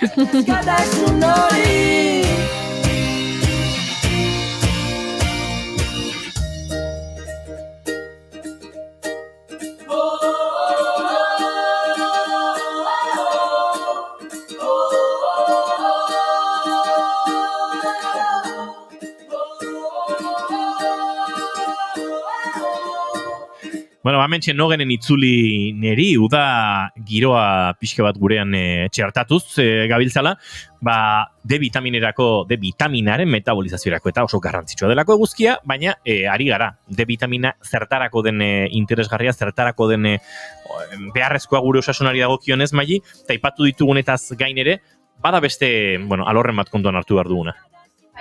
Barkatu mikro itxitu. Kontuan auki behar da, kolesterola, beldurra hundia diogun gauza hori, dala super beharrezkoa D-vitamina sintetizatzeko momentuan, ez? Lehen komentatu dugu, gure gorputzak sintetizatzen dula, guzkizpietatik etorrita, eta gero gorputzak sortzen dula, ez? Hor daude izen asko esango dizitugunak eta interesatzezkigunak, baino D-vitamina sortzeko aurrekari bezala kolesterola behar da. Kolesterolik ez badago, ez dago D-vitaminarik eta D-vitaminarik ez badago, gure zurrak besteak beste ez dute ondo funtzionatzen. Beraz, garrantzitsua da, nahiko grasa konsumitza gure dietan, kolesterola eukitzeko. Eta grasei gaur egun pixka pasada grasei beldurra, bain karbohidratoik diegu, hortaz ere itzengo dugu beste batean. Baina, grasak oso garrantzitsuak dira, gure egunerokotasunean. Eta egin barko genuke, dekalogo bat nik inoizko juri galdetu dizute, batzutan eskartuko nukela emakume bat machismotik ari zaidanean, Ez esan ez, eske ni feminista, bueno, eske feminaziak eta horrelako gauzekin gizon bezala, nola erantzun, ez, bezala ari zara, zu ere mansplaininga egiten, ez, Maik esplikatu beharko liguke, norbait atorkizunean, eske, ari naiz keto egiten, keto da, lo puto mejor, da, keto inbazutio, keto, eske, keto, eta pixkat, hola dekalogo bat, ez, zer antzun, bueno, utziazu paken. Ez erantzun, zer. Utziazu paken. Ez, baina, eski da, la hostia, eta da, como, a ver, baina, vale, eta badaukat inguruan jendea, oso insistentea bere deskubrimentuekin, ez? Deskubritu du batean keto, eta haria keto egiten, baina, bueno, keto osorik ez, porque, claro, alkola hartzen du, baina, keto tarteka, baina keto egin bar dezu, eta hori... Netzat hor inberdiana da, botazuk handigo bat. Esan dut dizu, en plan de, zer ez, duzula keto egiten? Ni dieta del sirope harin ez egiten. Zuk, barkatu keto gehatu da super zarkituta. Orain modan dagoena da bazkaltzea ekialdera begira. Ze ekialdera begira balin bazaude, horrela jakiak benetan, ez dakit zure gorputzak benetan xurgatzen ditu. Claro, ze eguzkia ekialdetik ateratzen da, D-vitamina biki lotuta dago. Zure etxeko maila nora begira daukazu. Ze, ez dakizula, eta keto zari zara niri hitz egiten? Aporai, jazta. Edo bone diet, esati duzu, bon diet. Zer da bon diet? Ezurrekin indako dieta. Ezurrak txikitze dituzu trituradoran. Hoi da, Gwyneth Paltrowen dieta. Zer? Gwyneth Paltrowen dieta. Ni triplea botatzen nahi, baina norbait egiten duri? Gwyneth Paltrowi pasa den astean galetu ziotenea beak zer, ez? Osasuntxu mantentzeko, bera orain badelako horrela wellness guru moduko bat, eta ze bazkaltzen zuen, eta esan zuen baraua egiten duela bazkal ordura arte, eta bazkaltzeko ezur salda. Hori keton ere oso modan dago. Eta gero jazta, ez dura beste zer jaten. Claro, ez nola dago izirik. Igual agian mantentzen dute makina batean, eta ateratzen da egunean 5 minutu elkarrizketa eskaintzeko. Salda hartu eta elkarrizketa bat eskaini, eta gero berriro makinara vuelta. Bueno, hau esan da, beste gai bat ere ekarri behar dugu mai gainera, eta da, eguzkiaren esposizioaren inguruan, ez dakit kokapenak edo non bizizaren horrek ere baduela eragina, bueno, azteko, herrialde nordikoetan neguz, eguzki gutxi ikusiko duzulako, noski, eta hor gabeziatzuk sortuko dira, baina Euskal Herrian esaterako, Iberiar penintxularen horre ipar erdialde hontan, ze eguzki izpidauzkagu edo ze ematen digu eguzkiak, Maili? Teorian, egon barko lukete D-vitamina baremoek daudena baino beto. Kontuan hartuta, nun dagon Iberiar penintxula, edo nun dagon Euskal Herria, edo datuak nik dauzkatenak badaude Espainiar estatuko datuak, eta gero Osakidetzaren datu batzuk. Eta Osakidetzak azkeneko 10 urtetan duplikatu beharrezen du D-vitaminari dagokion aurrekontua, bai analisiak eta bai suplementazioai dagokionez. Orduan, latitudea kontuan hartze badegu, eukibarko genuke askoz D-vitamina hobea edo tasa hobeak, edo baremo hobeak orokorrean populazioan. Eta estimatzen da, Espainiar estatuan 60% dula gabezia. Populazio osasuntxuan, gero ja, patologia batzutan, egia da, ohikoa dela faltatzea, ez? Baino 60%, erdia baino gehiago. Beraz, D-vitamina emisio edo, izpiek D-vitamina munduko honen azpadute ere, akaso Puerto Ricon goretik gehiago izango baitu, nahikoa badugu gauden baino hobeto egoteko. Hori da teoria, baina gero, klaro, praktikak dio, ez? Klaro, bai, eguzkia badaukagu, baina kutsadura, ere bai. Eta eguzki esposizioa, gutxi, eta naturarekin kontaktua gutxi, eta bar. Orduan, teoriak bai, baina datuek diote kontrakoa. Eta oain arte behintzat ez dela analitika ohikoetan begiratzen den zerbait, D-vitamina, baldin eta ez dezun eskatzen, nire gomendioa da eskatzeko, ze ziurrenik faltako zaizu.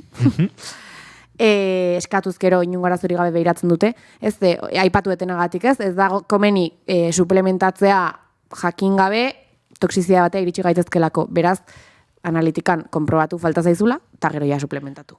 Falta ez pasaizu, ez hasiera. Hori da. Mai Etxeberria, plazer bat izan da, agurtu egingo zaitugu. Baina, agurtzarekin batera, nik lehen bota dizut goiurik hartu den konpromiso bat, hortik aurrera zuk ikusi, gero gurekin eguzki hartu nahi duzun ala ez. Eskerrik asko eta este pare batetan ikusiko dugu elkarberriro. Aio.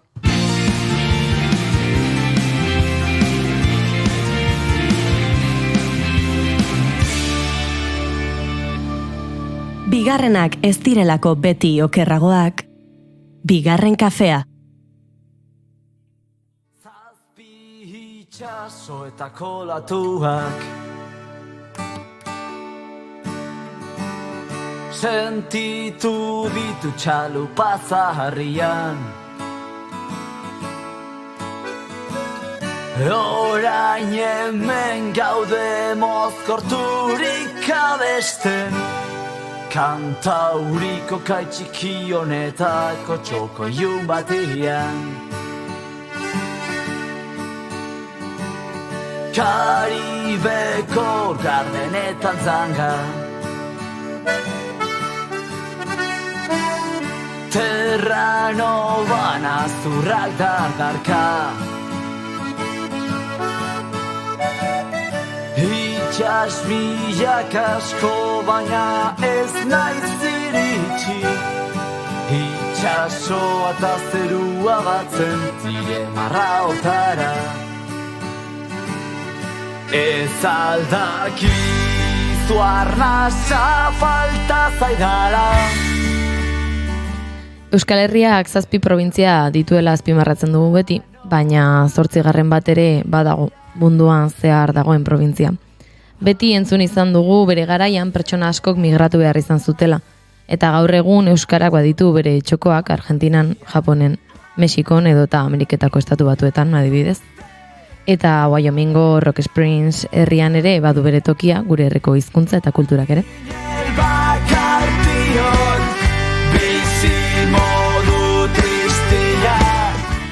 Badira ia 60 urte, Martin Goikoetxea Gorrititik Wyomingerako bidea egin zuela. Hartzailanetan aritzeko joan zen eta ordutik bertan bizi izan da. Etxean ohituragatik ingelesa egin izan dute, baina euskal kultura, Gorritiko familia eta hizkuntzak beti izan du presentzia etxean. Horregatik haren alaba den Mikaela Goikoetxeak hitz batzuk edota esaerak bazekizkien, baina etzekien hizkuntza. Gozetien ozkada,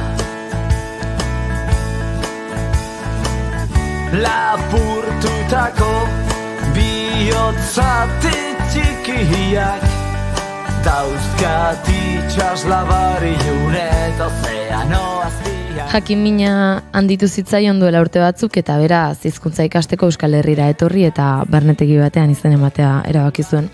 Baina hori guztia ondo azaltzeko eta haren bidean nolakoa izan den kontatzeko gaur gurekin kafe hartzera etorri da Mikaela Goikoetxea. Ongi etorri garen kafera. Bai, kaixo. Arratsaldeon. Bueno, nik hasiera joan nahiko nuke lehenik eta behin, ze, aipatu ez dela eta hartzailanak egitera joan zen, eta zuk txikitatik izan dezu, beraz, kontaktu minimo bat edo gure herriarekin ez da? Bai, hori da. Txikitatik entzun nuen aitak hitz egiten bere familiarekin edo lagunekin, eta gainera bertsolaria da, beraz askotan entzuten nuen bertsotan, eta beti kontaktu hori neukan, baina ezin nuen parte hartu horretan. Bai, hori irakurrien neukan, aita bertsolaria zela, eta Euskal Festa askotan, eta entzun izango zenuela, baina ulertu etzen nion ezer ulertuko agian, ez? Ez, bat ere ez. Baina, gero aitak kontatzen zidan zer esan zuen, eta hori, orduan pixka bat ezagutu nuen artea eta zer esan zuen, baina bestela zuzenean ez. Bestela idearik ez. Eta, gaztetan, ona etorri izan zera, edo, esan nahi dut, familia bisitatzera etortzen zineten? Bai, gutxi gora bera, 2 urtean behin etortzen ginen. Familia ikustera eta Euskal Herria ezagutzera. Beraz, kontaktua neukan, baina ezin nuen komunikatu. Claro, eta nola, ez dakit nola gogoratzen dituzu bidaia horiek, beste kultura guztiz ezberdin bat ezagutze hori. Bai, oso gustura egoten nintzen egia esan, eta hortik hartu nuen ametsa ona etortzeko eta hemen bizitzeko. Beraz, erabakia hartu nuenean ona etortzeko, hori kontuan hartu nuen. Beste lekuren batean ere irakurri eta aipatzen zenuela, amets moduan irudikatzen zenuela bertara etortzea, nola hartzen da erabaki bat, munduaren beste punto batera joango naiz, hizkuntzak guztiz ezberdin bat ikastera eta bertako kultura ezagutzera. Ez da erraza. Baina, bueno, ez dakit, beti nahi hori izan dut eta ezin nuen burutik kendu egin gabe. Orduan erabaki nuen egitea eta erabat gustura nago. Eta, bueno, bai, barnetegi batean hasi zinen euskara ikasten eta nola, bueno, ze zailtasun topatu zen dituen agian hasiera batean edo zein izan ziren lehenengo txokeak? Bai, bueno, eske barnetegian bakarrik euskaraz hitz egiten dugu. Beraz, ez daukagu beste aukerarik komunikatzeko. Eta lehenengo, ez dakit, hilabete edo 2 hilabetetan oso zaila egin zitzaidan. Ze nahiko lotxatia naiz eta hori eta egoera berri batekin lotuta oso zaila egin zitzaidan, baina bueno, gero poliki ikasten jarraitu nuen eta orain komunikatzeko gain naiz. Mikaela, horre diasporaren euskal errealitate horretan, bueno, hartzai ofizioak izan du bere biziko garrantzia, ez? Junek aipatu du, zure aita duela 60 urte joan zela bertara. Esango nuke oso espanabil azken migrazio mugimenduetakoa izango zela, ez? Euskal Herritik Ameriketara, hartzailanetara orduztik ez dela jende gehiegi joan, ez? Ez dut uste. Eta beraz, eurek izan dira, ez? Diaspora hori elikatzeko azken belaunaldia, eta ondoren etorri zareten belaunaldiak ari zareten nolabait, zure kasuan, eta Ameriketako beste euskal komunitate batzuetan ere ikusten dugu, ez? Kulturari heltzen, hizkuntzari heltzen, nolabait lekuko hori zuek heldu duzu eta ez dakite jarraipena ematea ere zuen ardura dela esatea zote den gehiegi. Bintzat ari zarete nolabait horretan, ez? Bai, hori da, saiatzen ari gara, eta, bueno, agian ez dugu hizkuntza askotan erabiltzen gure komunitateetan, baina bai, tradizioak mantentzen ditugu. Dantza, musika, kirola, eta bar. Bai. Komunitate horiek ere ez dira beti berdinak izaten, askotan erreferentziatzat hartzen dugu Boixia idajun, ez da? Bertan komunitatea ondi xamarra dagoelako, asko kontzentratu zelako, ez, hiriburuan, badibidez, ez dakit Nevadan Elkon dagoena baino, edo Renon, kaso zerbait handiagoa, Wyomingen are sakabanatuagoa dago komunitate hori, ez? Buffalotik,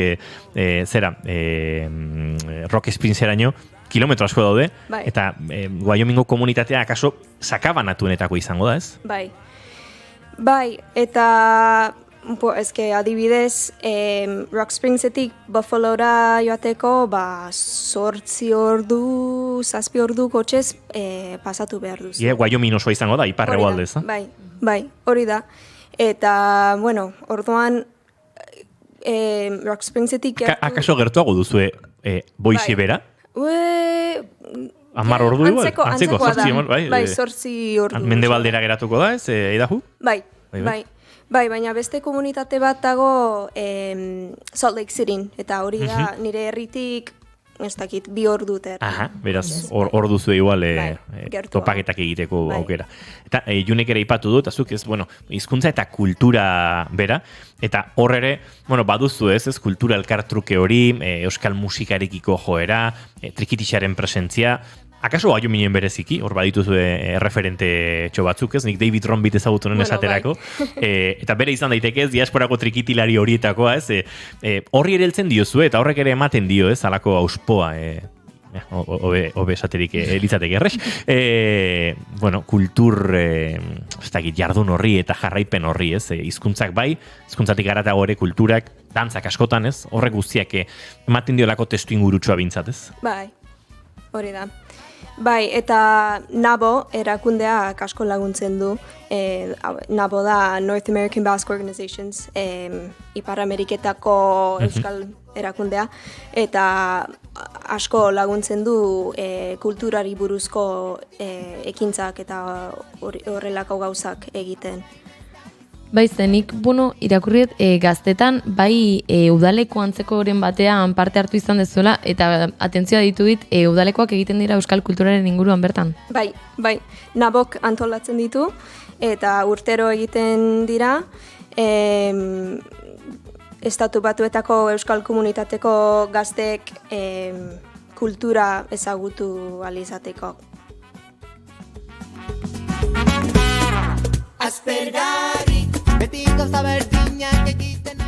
Eta, bueno, aipatu egun bezala, Wyomindik ona egin zenun bidaia, Gorritiko familiarekin, bueno, suposatzen kontaktu handian egongo zarela orain, bueno, niri kuriosidadea sortu zait, non bizitzaren orain, eta ze inguru sortu dezun?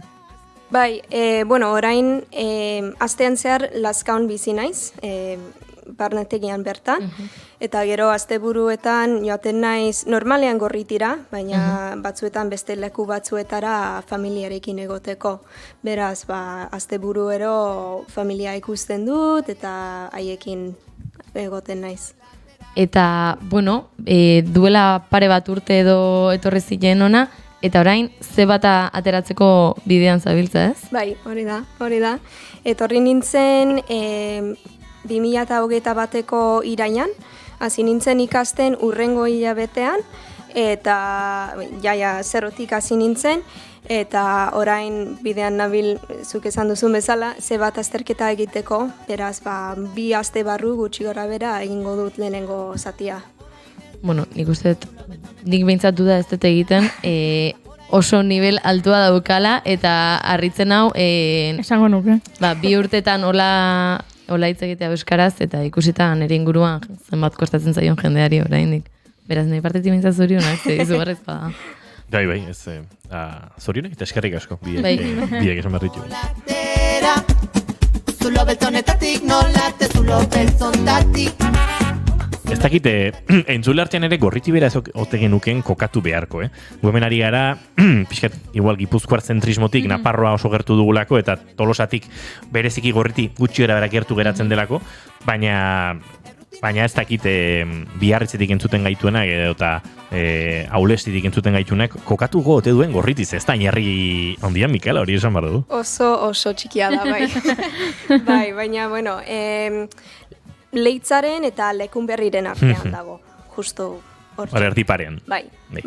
Beraz, kokatu dugu, Naparroa garaiko iparraldean edo. Eta Gipuzkoatik nahiko azkar iristen zara, Leitzatik gertu dago Berastegikin muga, eta beste aldetik, Lizartza izango litzateke, Arribea eta Jotik barrena handik Gorritira iristeko bidea. Piskat euskal mapan kokatzeratik, hemen ari gara Estatu Batuetan, Wyoming eta zera, aira jutan neba da, eta, piskat gure mapa txiki honetan ere kokatu gara ditu dozak.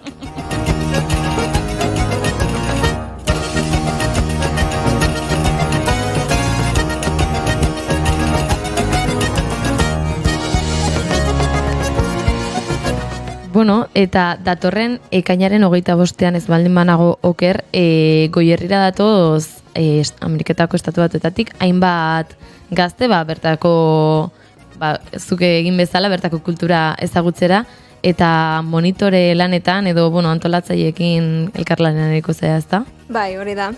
50 bat gazte etorriko dira Goierrira, eta euskara klaseak jasoko dituzte, txango batzuk egingo dituzte, eta horren bidez, espero dugu harremanak sortzea eta loturak sortzea hemengo jendearekin.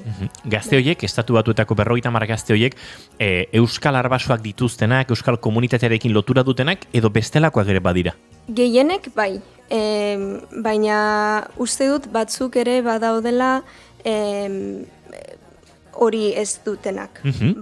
Bai.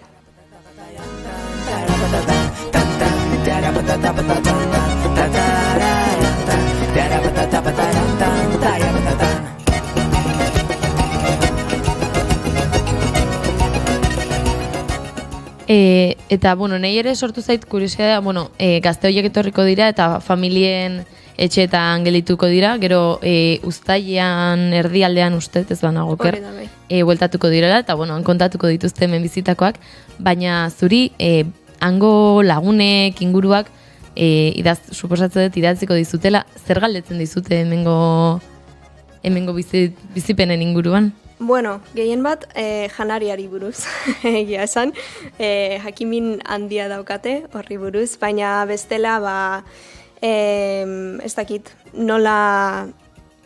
nolakoa den egun arrunt bat. Ze adibidez, otorduak egiteko orduak desberdinak dira, edo horrelako gauza arruntak, baina bai. Eta, bueno, bai, pixkat bukatzaldera, asmorik daukazu orain buruan dataren bat bueltan joateko, edo oraingoz hemen geratzeko asmoa? Bai, bueno, justu duela aste batzuk, onartu nuen lan eskaera bat Estatu Batuetan, beraz, udan itzuliko naiz, bai.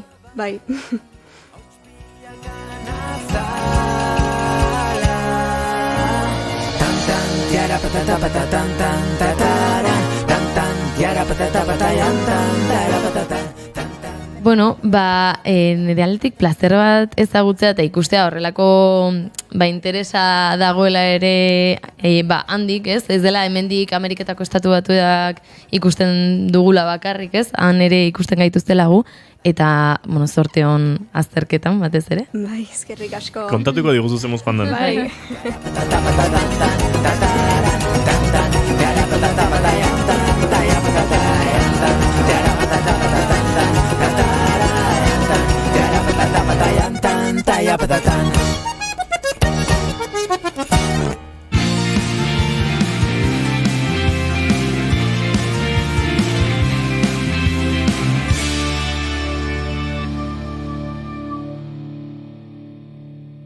Bigarrenak ez direlako beti okerragoak, bigarren kafea.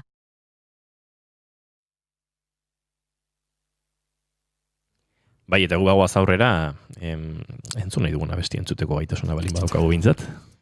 Ai gaua, zer dezu,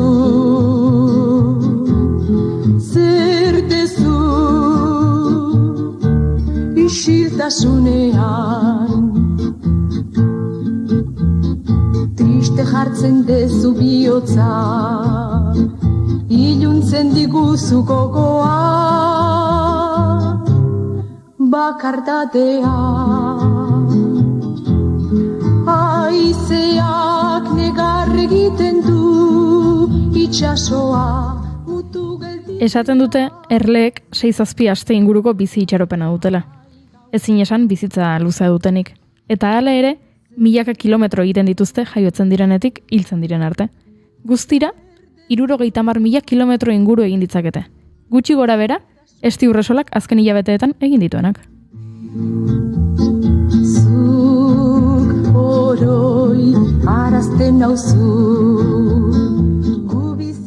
Laudiotik Berlinera, Berlinetik Malagara, Malagatik Donostiara, Erleek bezala, 20.000 espezies de abejas filma egan hasi da eta geldi ezina da. Urresolaren lehen film luzeak sariak pilatu ditu, zinemetan estreinatu aurretik. Berlinalean estreinatu zuen filma otsailaren 22an, eta Sofia Oterok 8 urteko basauriarrak aktorerik onenaren zillerrezko hartza irabazi zuen. Malagako zinema jaialdian aldiz, film onenaren urrezko biznaga lortu du pelikulak, eta antzeztaldeko emakumezko aktore onenaren saria besteak beste. Ez dia bezain gozoa izaten ari da prozesu guztia. Gauez amets egiten de, bihar goizez mundua hobea izango dala. Ostiralean, Urresolaren filmak irekiko du Donostiako giza eskubideen 20. zinemaldia. Eta ikusteko aukera izango duzu edo dugu. Horregatik, kafetxo hartzera gonbidatu dugu, Esti. Arratsaldeon, Esti. Kaixo, arratsaldeon. Arratsaldeon. Eta zorionak ezertan hasi aurretik, ez da? Hori da, zorionak. Eskerrik asko. Laburpen politonengatik. 2018ko otsailean 16 urteko Ekai Lersundik bere buruaz beste egin zuen Ondarrun eta gutun bat idatzi zuen. Gutun hark sustatu zuen proiektu honen hasiera. Gogoan dituzu proiektu honen lehen txispa edo lehen egun haiek? Bai, noski, nik uste dute, ni bezala askok eta askok sentitu genuen olako estanda bat, ez? Eta astindu bortitz bat jasoera honen ostean, eta nolabait bai uste dut oso tamalez, horrela izan behar izan zuela, berak egin zuen autu hau izan zen bere egoeran zegoen gazte eta aur guztien egoera ikustarazteko borondatearekin. Eta tamalez horrela izan behar izan zuen, baina lortu zuela nolabait uste dut.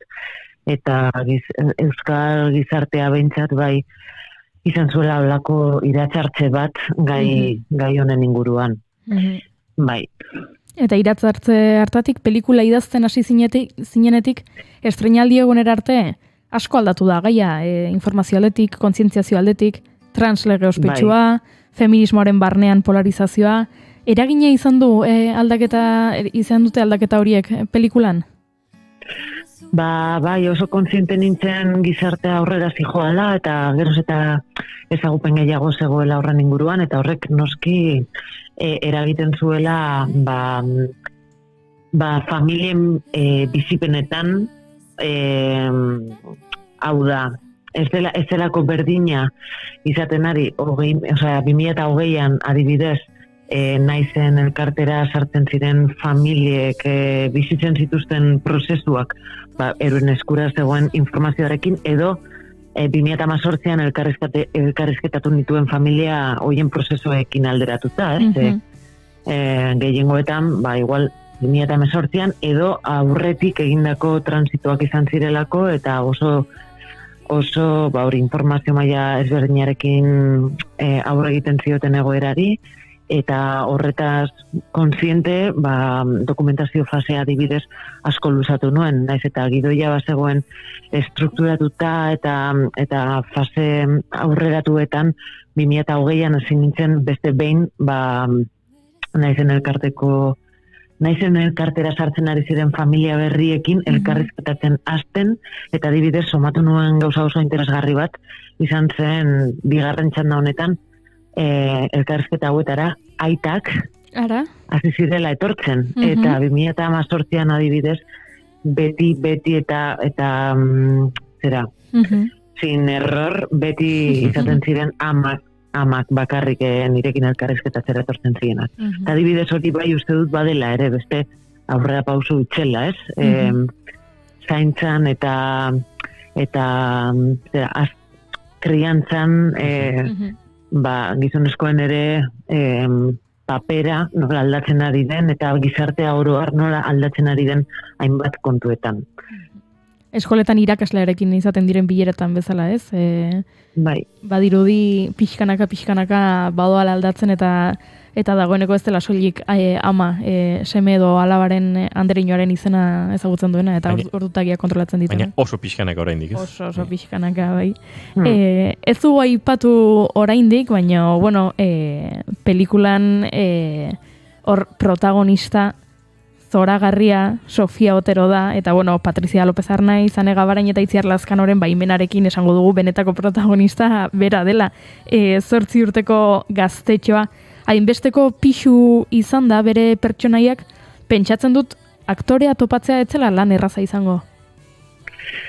Ez zen bat ere erraza izan, gainera kode eta tonu berezi bat, jakin bat lortu nahi nuelako, eta horretarako konpromesu handiko aktoreak bilatzea zen erronkarik handiena, eta zorionez lortu nituen, baina bai bada, ez nuke esango protagonista erabatekoa denik, nik beti esaten dut, elkarrizketa hauetatik jaso nuen oso ideia interesgarri bat izan zela, transitoa ez zela ume hauek egiten zutena, baizik eta bere ingurukoek egin behar zuten ibilbidea zela, ez?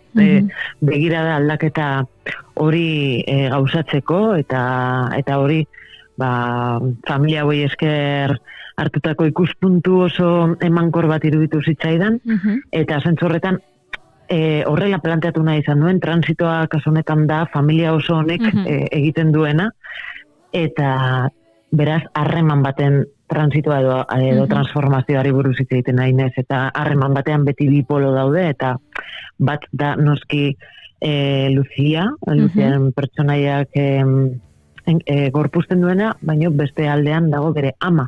Familia osoaren esan dezagun, sintesi bezala, ez? Eta azkenean, erabakirik edo, arkorik handiena, nola bait, ez dakit nork egiten duen handiago. Orduan, zentzu horretan, pertsonaien eraldaketari dagokionez, oso maila berean kokatuko nituzke bai Patriziaren pertsonaia eta Sofiarena, eta hor konpromiso handiarekin egin dutela lan, erpatzen dut, azkenean ere bai, 8 urteko ume batek egiteko horrelako lan bikaina, inoiz kamara baten aurrean jarri gabe, hori ere nolabait ere bada, elenko guztiaren nolabait lanaren emaitza ere, ez? Uste dut oso sostengatua eta konfidantzazko espazio seguru bat ere sortu dugula, eta bereziki aktoreek, ez, bere inguruan, eta berak horrelako diztira bat eman alizateko. Orduan ni, eskertuta nago bihotzez aktoresa guztiek egindako lanari, bai. Agian horrere ikusleak ikusiko dugu, ez? Identifikatuago sentitu daiteke Sofia Oteroren pertsonaiarekin, edo agian beste batzuk Patrizia López Arnaizen pertsonaiarekin, ez? Bakoitzaren bizitza egoeraren arabera, zuk esan bezala, hainbat transformazio ikusi daitezkelako pelikulan. Hala ere nik galdetu nahi nizun, sekulako jakimina sortu dit, ze irakurri dizut, okerez banago, gidoia Sofia Oteroren gurasoi etzeniela utzi irakurtzen. Egia da hori? Bueno, utzi, nik haiek eskatu izan balidate bai noski, baino haiek bazekiten, naizeneko ordezkariari bea zeberri pasanion, baita elkarrezketa prozesu hauetan zehar elkarrezketatutako familia askori ere, eta nik uste dut haiek sentitu zutela, Sofiaren gurasoek sentitu zutela, euren bitartezko konfidantza osoa, ez? Esan nahi dut bere inguruan jende asko ezagutzen zuen gidoia, eta bazekiten ze tratamendu eta nola gerturatu nahi izan nuen gaiari, eta nik noski esan nien nahi bazuten irakurtzea pasako niela, baino printzipioz, nahiago nuela, azaldu nien abordajean orakoa izango zen, eta momenturik klabenak edo kritikoenak noski mailaren gainean zeuden, baina nuela nahi zen nolabait haiek lantzea umearekin gidoia, ez? Nik nahi nuen abordaje jakin bat berarekin egin, eta Sofia oso kontziente zen gidoiaz eta sekuentzia guztietaz, eta egin genuen irakurketa bat gidoiaren aberarekin, baina nuen nahi izan berak izatea testua eta ikastea lerroak tal kual idatzita zeuden moduan, baizik eta bere barnetik ateratzea mezu hori edo esan nahi hori edo sentipen hori, baina bere hitzekin, eta horretarako egin behar nuen lana desberdina zen. Horregatik haiek ez zeukaten gidoia, baina bazekiten noski erabat zen planteamendua eta bidaia. Hitzak aipatu dituzu eta pelikularen muina den aniztasunaren adierazgarri ere bada, euskara gaztelania edo frantsesa entzun daitezkela. Uste dut euskararen genero ezak jolasteko aukera pixka bat eman dizula, ez da? Bai, alderdi narratibo tekniko baten ikuspuntutik, euskarak badauka gaitasun hori, zure buruari buruz hitz egiteko, edo zuzeu hitz egiteko, eta genero aldetik deklinazioa egin gabe, ez? Adjektiboak edota hori ez, posible dela komunikazioa ezartzea eta norbera buruz hitz egitea, baino posizionamendu zurrun horietan erori gabe, eta hori pertsonai, Aitor edo Koko pertsonaiari dagokionez aukera bat ematen dio momentu batean harreman batzuk hasteko eta egiteko askatasun handiagoarekin. Eta gero bestetik badaukalako baitaren nolabaiteko simetria edo edo analogia bat, identitate gutxituenen bizipenei, ez? Azkenean beti dago hegemonikoa den kultura edo normatibitatea eta hortik eskapatzen diren identitateek bizitzen dituzte persekuzioak edo errepresioak edo askatasunez bizitzeko aukera gutxiago. Eta horregatik ere planteatu nahi izan nuen hor pertsonai jakinekin ezartzen zuen komunikazioa hizkuntza honetan izatea.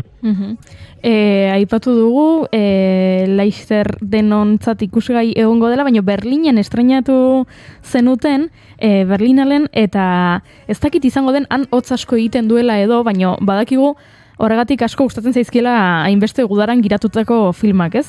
Estiu 1983, edo Alcarrás, edo 20.000 especies de abejas. Udarak badu indarrera aldatzaile hori. Badago Esti Urresolaren bizitzan dena aldatu zuen udara bat? Segurazki izan zela justo zinemaren aldeko apustua egin nueneko momentua, uda batean izan zen nire erosotasun espazio hori ustea erabaki nuela, eta lana utzi eta Bartzelonara joatea master bat egitera, zuzendaritza master bat egiteko.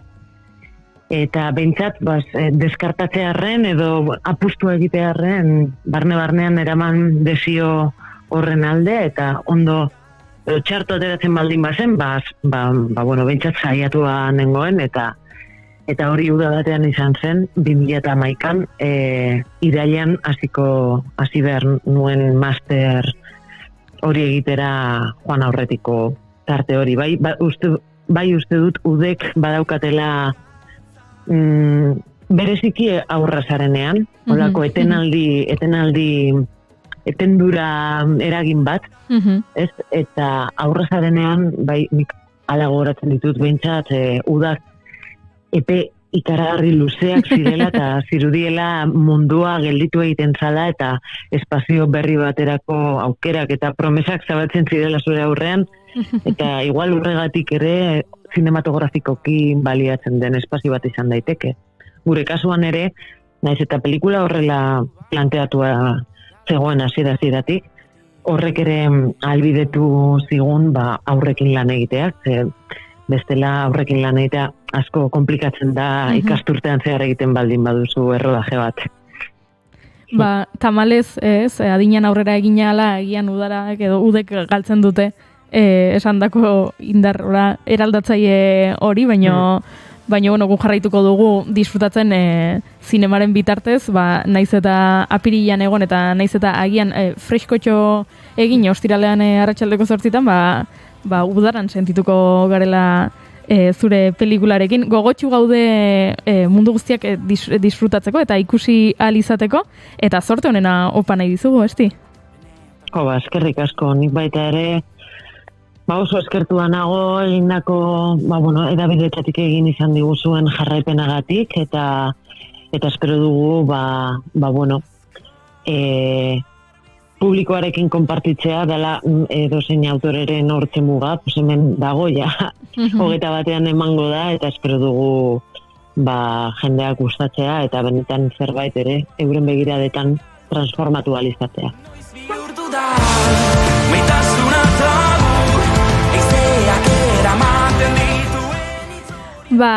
Urrengoan beste kafetxo bat hartuko dugu, Esti, aurrez aurre balin bada hobeto, ze arratsaleko 6 gainean ditugu eta inigo uste dut agur esan behar dugula, ez da? Agurtu behar dugu, Esti, baina hartuko dugu kafe hori berriz ere eta plazerra izango da. Kakapila, astebururako, Esti eta esan da bezala, denak hemen izango gara, erle giroan murgiltzeko prest. Eskerrik asko, bioi. Zaindu.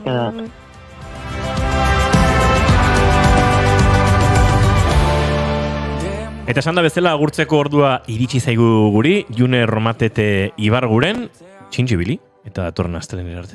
Datorren astelehen arte.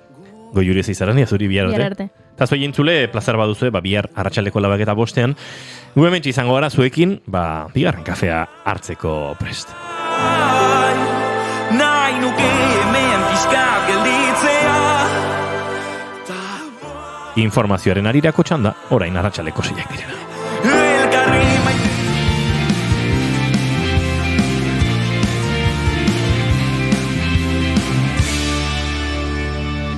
Keep calm and bigarren kafea.